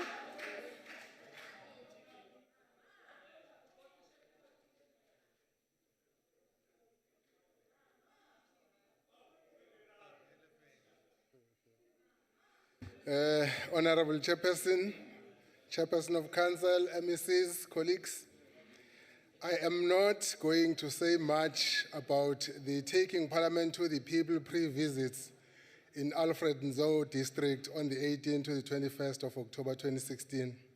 These had focused specifically on education in Alfred Nzo district. Safe to say that, Honorable MEC, that education in that district is a disaster waiting to happen. What is left is for the Premier of the Eastern Cape to put together emergency rescue plans so that when the disaster happens, at least some souls are saved. During the taking Parliament to the people itself, I was part of the team that visited the local economic development sites, and that is where I'm going to focus. The LED sites that were visited are the agricultural production and processing in Timbaza, protective wear manufacturing in King Williamstown, Steve Biko Center in Ginsberg, BCM Automotive Aftermarket Incubator in Mdantsane, East London IDZ, the Ngaka Macadamia Farming, Mngesha Great Place Tourism Site in Dimbaza, Elite Mzamo, manufacturers of household and industrial detergents in Mdantsane, Duncan Village Business Support Center, and Makebeza Furniture Manufacturers in Fort Jackson. These projects are a mix of own funding and government funding. Government funding is at all levels, that is local, provincial, and national. What was noticeable with most of them is that even those that could be doing much better than the current scenario, they mostly suffer from underfunding and lack of adequate support, especially from local and provincial government. A few of them are indeed better funded. They just need time and professional skilled support from government in order to stabilize. Two projects that surprised us for performing extremely well, even with very little or no support at all from government, financially and otherwise, were one, the Makebeza furniture manufacturers and the protective wear manufacturing. I'm sure with adequate funding and support from relevant levels of government, these two industries can do much better. This will also be in line with the government ideology of industrialization and the president's call for economic transformation. The owners of these two industries are black young males from the townships. National government officials who were in our company promised to get closer to these industries. One hopes that the local government officials will do the necessary follow-ups that were promised. The East London IDZ has big plans with a promising vision, but also suffers from underfunding in order to realize the vision. I wish to commend the national government officials who were with us, especially Mr. Tammy Klassen from the Department of Trade and Industry. He showed to be very hands-on with the goings-on in the Eastern Cape in matters of both trade and industry and also economic development. The colleagues who are with me here can testify to that. The public hearings conducted at the Abbotsford Christian Center on the 15th and 16th November in the Buffalo City provided a very interesting scenario. The scenario was much more interesting at times than what the members of the committee were saying. The hearings were stage managed and so skillfully manipulated. All the people who were brought to the public address to speak were those who were prepared prior and were telling us only what was prepared for us to hear. All the spoilers who would have said anything else not meant for our ears were skillfully sidelined and shut up in order for us not to hear anything else but the play. Whoever had prepared that drama, I take hats off to them. They are real masters of manipulation. Honorable Be that as Kaula. it may, we came, we Honorable saw, Kaula. and we know exactly what is happening. I thank you, Chair. Thank you, Honorable Member. The Honorable MEC from Free State, MEC for Health, Honorable B. Compella. The time.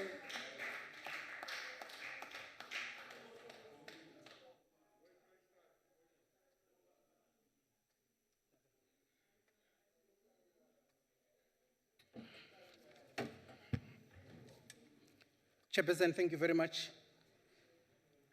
MECs that are here today, honorable members of this important house, the upper house, the National Council of Provinces, special delegates from our different provinces. Firstly, Chair, I want to set on record, there is no implosion of education in the Eastern Cape.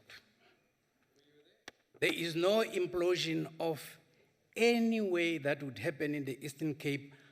I want to put this so that members would understand the work that is going on in the Eastern Cape. In fact, the Western Cape and the DA must go to the Free State and go and see how to attain a 93% wish of education. Western Cape must go to the Free State and go and see how combating crime is happening in the Free State, not in the Western Cape. Western Cape must come, and Western Cape must not come and play a big brother here on a rampant, formerly an apartheid dispensation called the Eastern Cape, and they must come to the Free State to come and learn. We are prepared to give them some few lectures in the Free State. Yes. The MEC for Transport and Liaison and Security is interacting with the Free State on some of the lessons that members have picked up in the province. My apologies, sir. Honorable Member Faber, why are you standing? Order, honorable members. Honorable Faber. Thank you, Chair. I would actually like to ask quite an intelligent question to this debate of this honourable member. Let's check let's find out first, Honorable Faber. Honorable MEC, are you ready to take the question? Sorry, Chair, I have a little time. He is not ready, Honorable Faber. Please take your seat. Thank you. Continue, Honorable MEC. Order, Honorable Hutton. Honorable members, the first thing that the Honorable MEC of the Eastern Cape has done from a new HOD who has just come into work, he made sure that he must get his way through to the Free State so that all the things that honorable members picked up during the visit, can be corrected and go and see what are these lessons that other provinces could give for the Eastern Cape to be stable. And I think we are working very intensely, very seriously to get them so that at least they could see how could we help at the Eastern Cape. In a historic process of developing a constitution for a new democracy, and the African National Congress succeeded in arguing for an organ of parliament that is not only going to break through with the elite, but also remain to attach to the masses of our people. But one of which the two houses, including the provincial legislature, SALGA, would work together in advancing the interests of our people and pool their resources together where necessary so that they could benefit our people. This program, Honorable Chair, of taking parliament to the people is very critical because this is where you becoming a witness to the cold face of events that are happening in municipalities, and therefore you bring them into this important house for us to be able to address. It is not a police policing other people, but it is how you enrich provinces to be able to do corrective measures on the issues that you pick up there, on a different face, on the different outlook as neutral people, because we become partisan as provinces as we deal with those matters on a daily basis, but you are not going to be partisan because you're looking at it from a different and a fresh outlook. More important, these organs of legislative sphere would contribute to the deepening of the representative and democracy and also accountability of our people to their own people. Indeed, Parliament as we know today, as well as various other organs of a democratic state, include Chapter 9 institutions reflecting the important democratic principles that are enshrined in the Constitution of a state rooted into a community that it serves. Through a principle of representative and participatory democracy in action, as well as demonstrated by all of us today in our endeavor to reach our people to find out those things, mabina bina adipilu tsa bona. In particular, the NCOP, as one of the organs of parliament in a legislative sphere, would ensure that a new democratic institution would refer mainly to the accountability and the service delivery of our people down there where a service is needed a lot. So, so when we speak of following up on the commitments, it is not just a theme, but it is a reality of assessment of the engagement on the things that were raised, how far we've traveled so far, and what are the challenges so that you give wisdom on resolving some of the challenges that are facing provinces. But as implied in our Bill of Rights, the state is not only bound to fulfill the rights contained therein, but remains accountable to the fulfillment of those rights. Taking parliament to the people is therefore about how one part of a singular parliament holds an executive accountable and thereby ensure the executive serves the people they've been elected. How then do we together demonstrate once more that the ANC government is not only responsive by following up on those things, but by correcting all that has been picked up? Allow me to illustrate in particular an important constitutional... Honourable MEC, my apologies, sir. Honourable Faber. Thank you, Chairperson. Chairperson, I really would ask, if it's possible, if there's a few moments left of the Honourable Member's speech, if we can actually give him, extend his time, so that he can take one of my Honourable questions. Faber, please take your seat. Take your seat. Continue, Honourable MEC.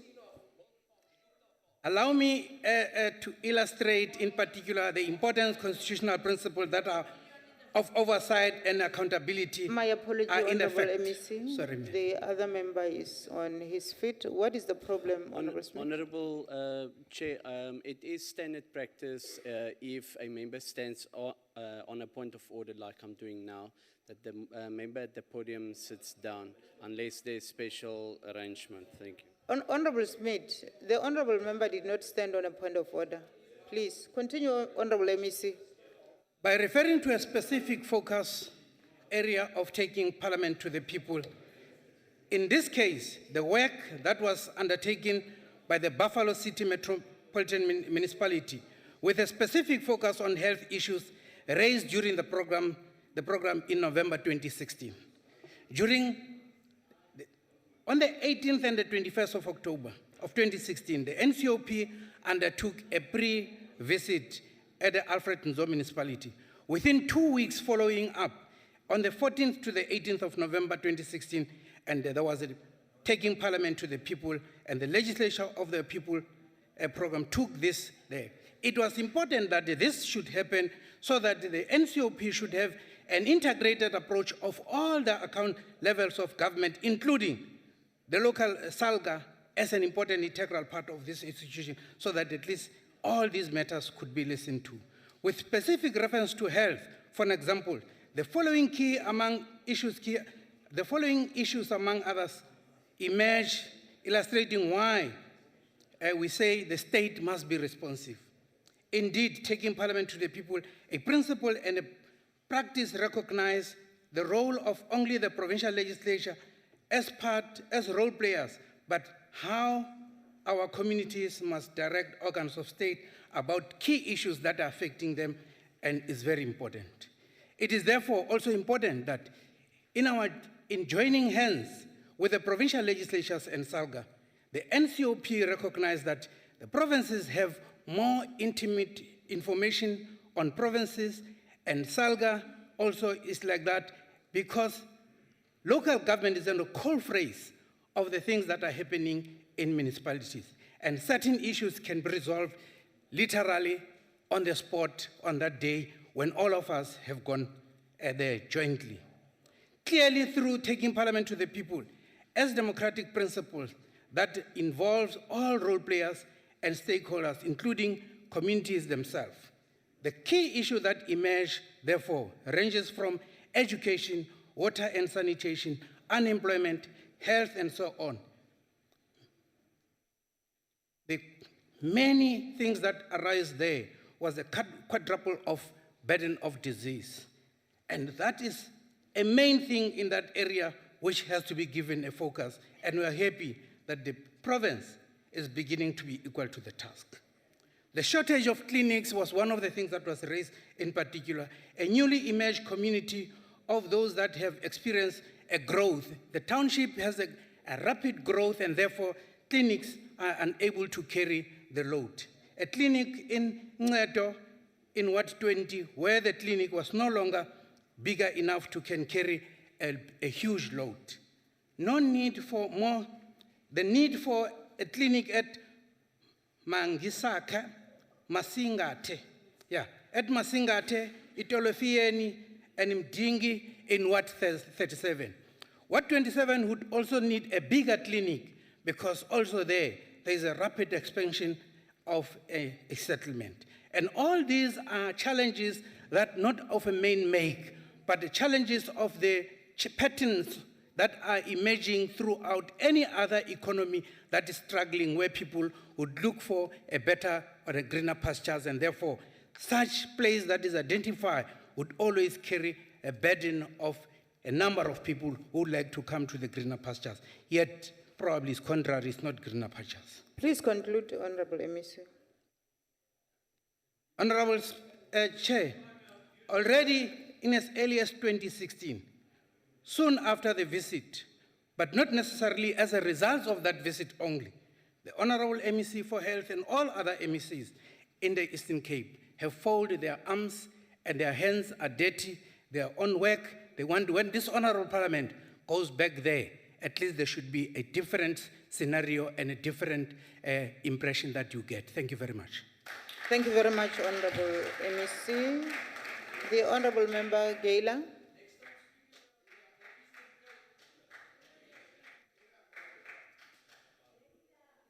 Honorable Mtimye, why are you standing? Chairperson, with due respect, can I please have 2 minutes to address you on a point of privilege, please? Honorable Mtimye, I'm not going to give you that time. Please take your seat. Thank you. Chairperson, you started this debate on a high note, and let's hope we're going to end it on a high note. The UDM notes and welcomes the commitment by the Premier of the Eastern Cape in its SOPA in relation to the creation of better access to quality education as an apex priority of the province. In this regard, we make the following innovation as part of the solution. Equip the school principals with skills and knowledge to lead and change and mobilize the communities around their school. Provide practical hands-on support to principals as they embark on a change journey at their schools. Share what works with and engage leaders to replicate proven intervention. Partner schools principals with local root business leaders with skills and knowledge. The principal must work with community members to rediscover their capacity to lead and collaborate. In this approach must then produce the following outcome to the turnaround. Principals that are capacitated with confidence and skills to lead. A school management team that works as an aligned and cohesive team.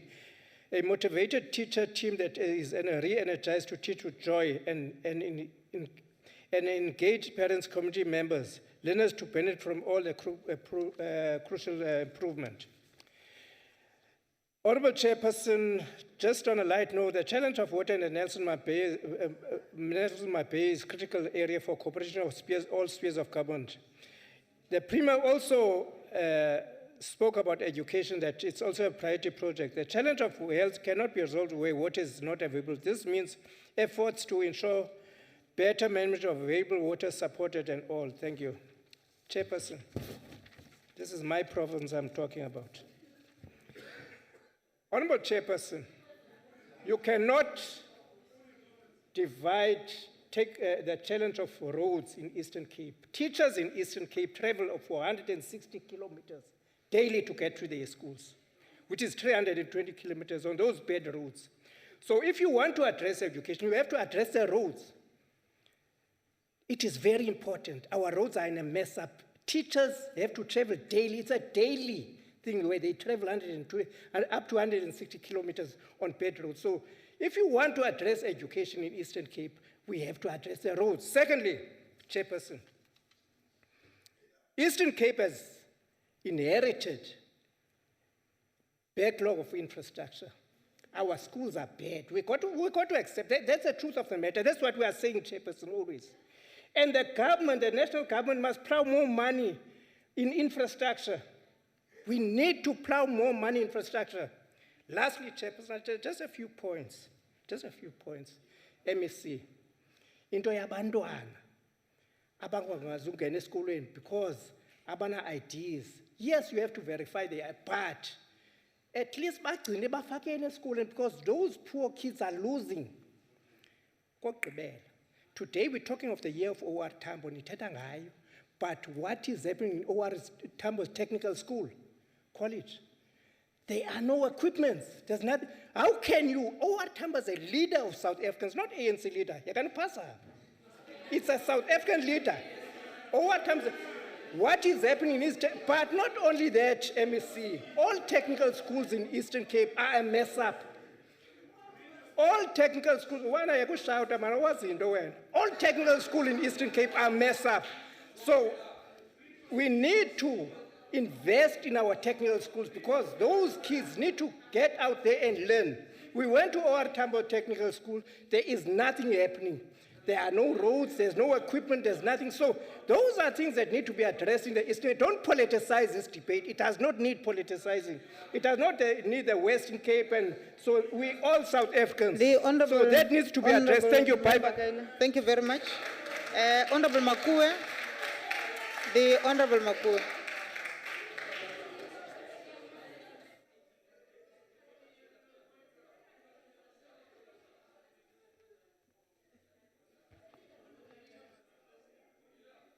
Order, honorable members.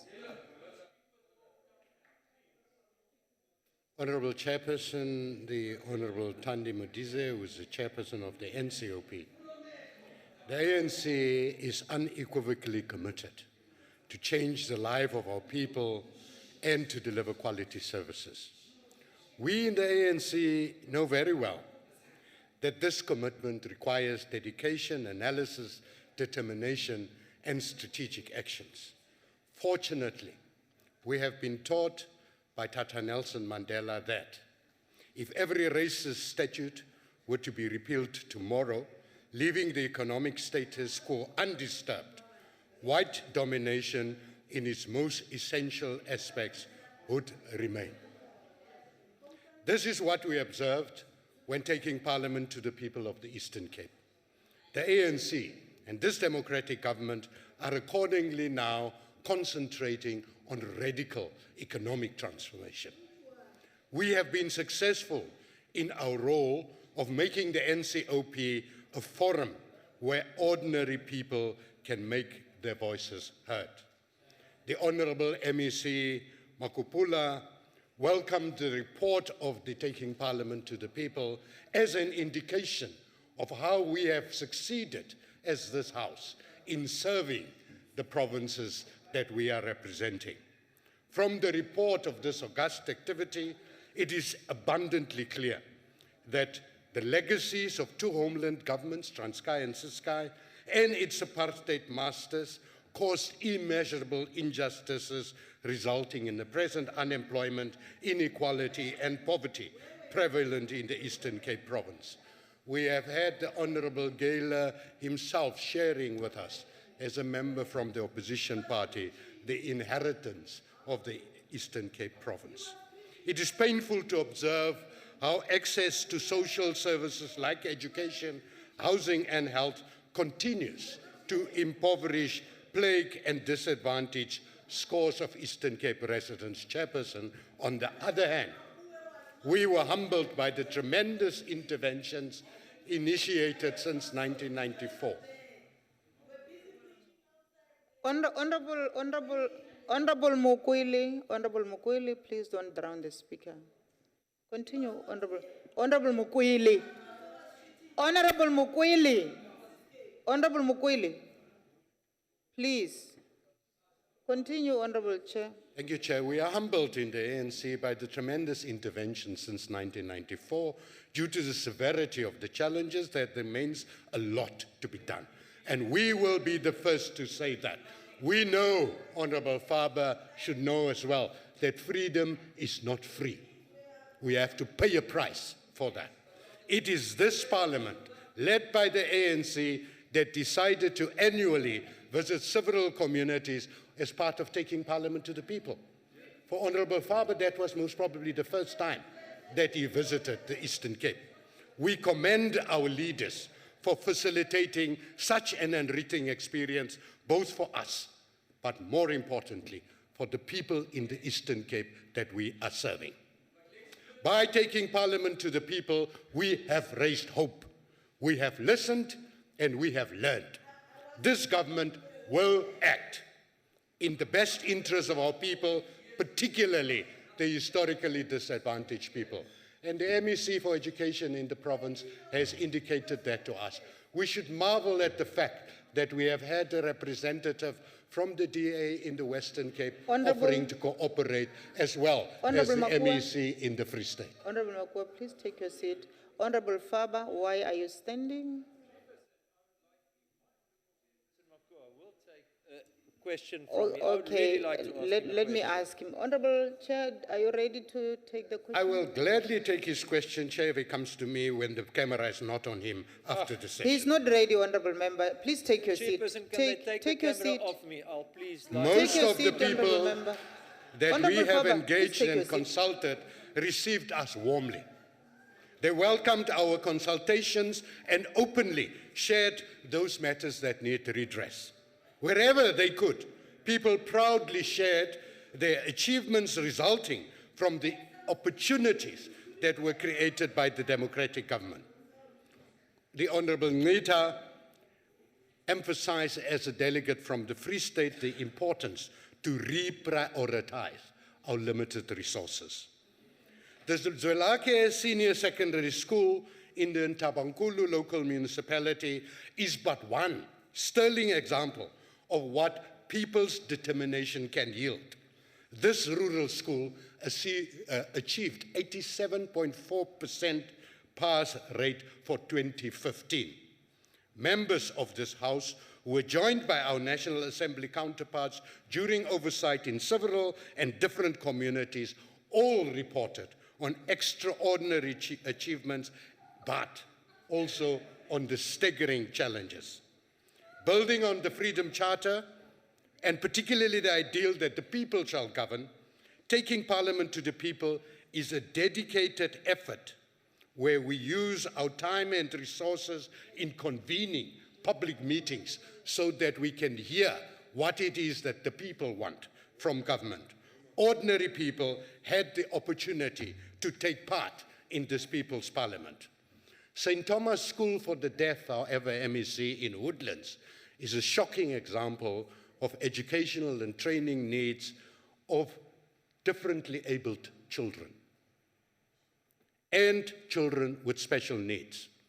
While the school accommodates learners from grade R to grade 12, those learners who manage to pass grade 12 in schools like these are still underemployed and are still having difficulties with ensuring that they acquire the requisite skills so that they can contribute in the economy of this country.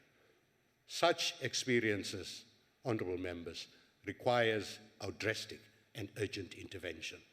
Paulo Freire, in his publication on Pedagogy of the Oppressed, aptly reminds us that, and I quote, while the problem of humanization has always, from an axiological point of view, been humankind's central problem, it now takes on the character of an inescapable concern. But while both humanization and dehumanization are real alternatives, only the first is the people's vocation. This vocation is constantly negated, yet it is affirmed by that very negation. It is affirmed by the yearning of the oppressed for freedom and justice and by their struggle to recover their lost humanity. And the people from the Eastern Cape is no different in their struggle to recover their lost humanity. Chairperson, the Eastern Cape is known for historic and prestigious schools like Lovedale, Hilton, and the Anglican Holy Cross Missionary School. This is where the seeds of modern anti-colonial struggles were germinated alongside many other historic schools of the country. There are, for the Honorable Makwebo, who is not here, 92,755 Eastern Cape students who registered to write the 2016 grade 12 exams. However, only 83,000 actually wrote them. It is said that only 15,645 got a bachelor level pass, which represent only 19% of students who have a chance of attending universities. And we're saying, this is not the South Africa we want. We want to enable those students to live better and to have a better chance in life. We will not, like Honorable Makwebu, call them the lost generation, because they are our present leaders and they are our future leaders. Honorable Nita indicated to us the government interventions that is presently undertaken, and that was further emphasized by the MEC of the Eastern Cape. And why did this happen? It happened because we, as the NCOP, was prepared to move out of this confined space and to join our government leaders in that part of the country to show our solidarity with them. Honorable, the President of the ANC, Oliver Tambo, warned us to be wary of the wedge driver and to watch his poisonous tongue. Oliver Tambo further commanded us that the order of the day to all units of Umkhonto weSizwe is that they must strengthen links with the people. While we are not using arms, we are using our legitimacy as this government in order to strengthen links with the people through taking Parliament to the people. Finally, Chair, the Honorable Oliver Tambo said to us, I had other plans for my life. I wanted to be a minister of the Anglican Church with Bishop Clayton. After we married, I was going to train for the ministry in Cape Town. But God had other plans for me. God's plan was for me to fight in the political liberation of our people. And that's the fight that the ANC continues to fight in humility. I thank you, Chair. Thank you very much, Honorable Chairperson. I shall now call on the Chairperson of the Council, Mayor Honorable Thandi Modise.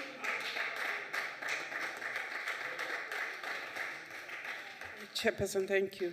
Honorable members, let me thank you for the debate. Let me also express my disappointment at the politicizing of a very, very sensitive area in the lives and the future of this country. It always hurts when we bring politics into health, into the security, into education. It is not about us, we are past it. It is about the future of this country. It is about us trying to speak truth so that we identify what is on the ground, so that we find solutions. And so for me, it is important for us to begin to say that the report as it stands, warts and all, represents the picture, Honorable Matebula, of what we saw. It shows the good, and there were good and excellent schools in the Eastern Cape. It represents the bad that we saw. It represents issues simple of interrelational problems. It represents serious lack of infrastructure, and we can go into it on the infrastructure. For instance, if you had noticed, those of you who went to Matatiele, you'll have noticed that the roads go up and up and up and up. And it brings us back to the issues of concurrence of the powers in education between the province and the national. And it is the elephant in the house that after 20 years, we need to go back to re-examine concurrence between the national government and the provinces on health, on social development, on education. Because sometimes you whip the wrong people. It is also very true that when we pushed the Eastern Cape, and we were very unkind in our group, and we had representatives of the National Department, the administration which the Eastern Cape was put under, the withdrawal of the National Department, but the remnants of the centralization of issues still bogs down issues of education in the Eastern Cape. We're raising that, we are taking it up. We are also saying, even if we will take some issues which we think belong directly to the National Department, the Eastern Cape must pull up their socks because those children must get a fair chance. The South Africa that we talk about must have leadership. Now, the generic definition of leadership is that you are looking at a multifaceted process of identifying goals, of motivating people to act, of providing support, of ensuring that that which was identified gets achieved. That's leadership. It is not about the self. It is about processes. It is about collectives. It is about service. It is about giving. It is not about how I gain out of the system. It is about values and principles. And let's face it, politicians, sometimes we need to put values, principles, integrity into the, so that we can then push that agenda which does not belong to us, but belongs to the children, belongs to the future of this country, which is much more important than who wears what color. So I'm saying that I am a little bit disappointed. We protect the Constitution, and yet our Constitution is a negotiated process. It has the good, it has the bad. It must be something which, for as long as we've got it, becomes the umbrella and the protective layer into the future for our children. And so I want to say that We need to develop leaders. We need to knit South African society together. We need to forget blackness and whiteness. We need to work to where we can erase the rural and the urban. We need to create a South Africa which has common standards which we are all fighting to attain, so that nobody remembers their color more than they remember their own dreams. And that is the role of education. And that is what some of us will stand up for. This politicking is sometimes just embarrassing us as a country. It is also true that in this politicking, we must also be at one with dealing with corruption. Does it exist? Can we identify it? Deal with it, don't postpone it. Because some of the issues, if we follow them, why was infrastructure not built? What happened to the money that was allocated? We need to follow the runs, and that is our job as public representatives. So sometimes, if we can get together and say oversight is what unites us in the House, then we can start getting things right which we need to get right. Perhaps we can then get back to getting the integrity of Parliament where it should be. And that should be that we are public representatives. We are focusing on the people who send us here. Chairperson, I would beg that the report be adopted because it does represent. I would also just reiterate my gratitude to the different provinces that are here today, but that also were in the pre-visits and in the final taking Parliament to the people. I was very proud to see that it didn't matter where the members came from. They asked the questions. They were not saying, I come from this party and therefore I will not. We did. I will also say again, it was a new exercise. It was a departure from the normal way of doing our taking Parliament to the people.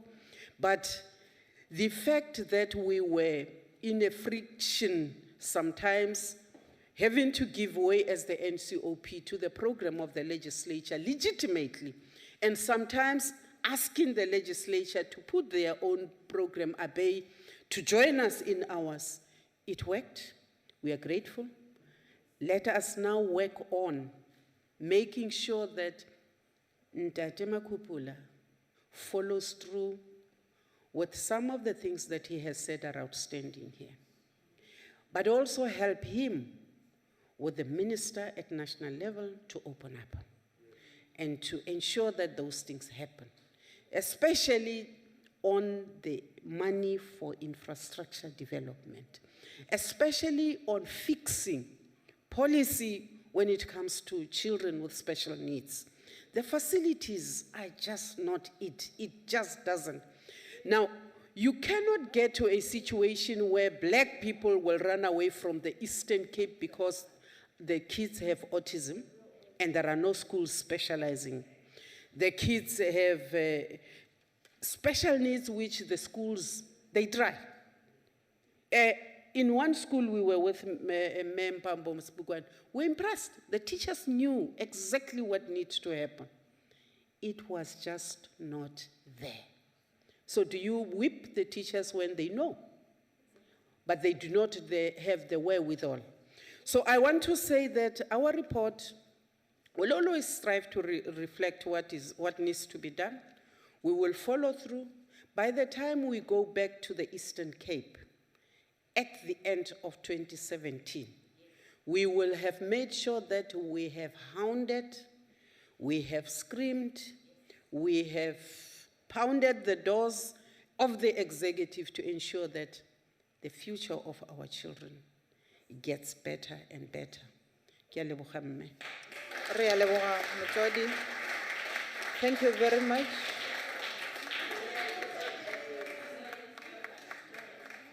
Order, honorable members. We really want to thank our mother for telling us all, including Honorable Kaula, You were included when Mama was talking to us all. I want to respond because you were saying, tell them, Ma. And when you were not included in your word. So Mama was telling all of us. Okay, let's continue, Honorable Kaula. Chairperson, as a point of order, the chair is out of order right now. That concludes the debate. I shall now put the question. The question is that the report be agreed to. In accordance with Rule 71, I shall first allow provinces an opportunity to make the declaration of vote if they so wish. Okay, we continue. We shall now proceed to the voting on the question. I shall do this in alphabetical order per province. Heads of delegation will vote by pressing in favor, against, or abstain button. Order, honorable members. Honorable Chabanku, order. We are now voting. Eastern Cape.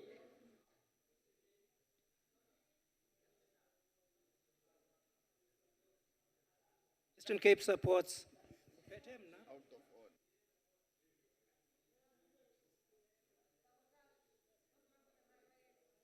Baba Gaila, I'm waiting for the leader of the delegation.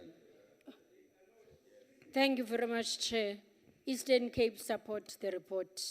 Thank you. Free State? Gauteng? Gauteng supports. KwaZulu-Natal? Yeah, Chairperson, on my personal note, then to the powers that be, this NCOP excluded me for this program. I raised the question of the Braille. I raise it again. And we can't be hypocritical about our commitments to disabled people when I'm seated here and I can't get even a Braille program, despite the fact that I raised the point and I was ignored. I didn't attend the program. But on behalf of the KwaZulu-Natal, we support the report because it's important for the people that we serve and we represent. Thank you, Chair. We are noting your complaint, honorable member. Limpopo? On behalf of Limpopo Province, we support the report. Mpumalanga? Mpumalanga supports the report. Northern Cape? Northern Cape support. Northwest? Honorable Mutashiping, Northwest?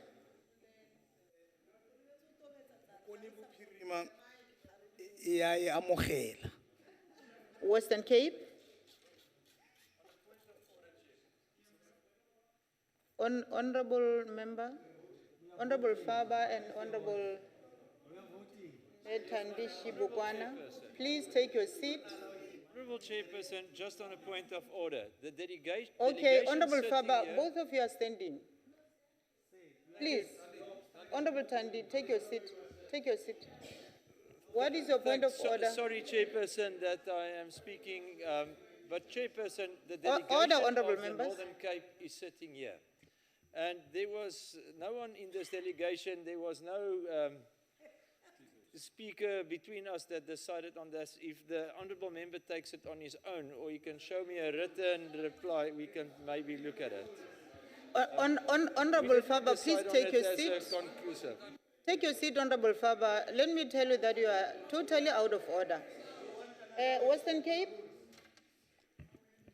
Inkosi mhlali ngaphambili intshona koloni iyayixhasa.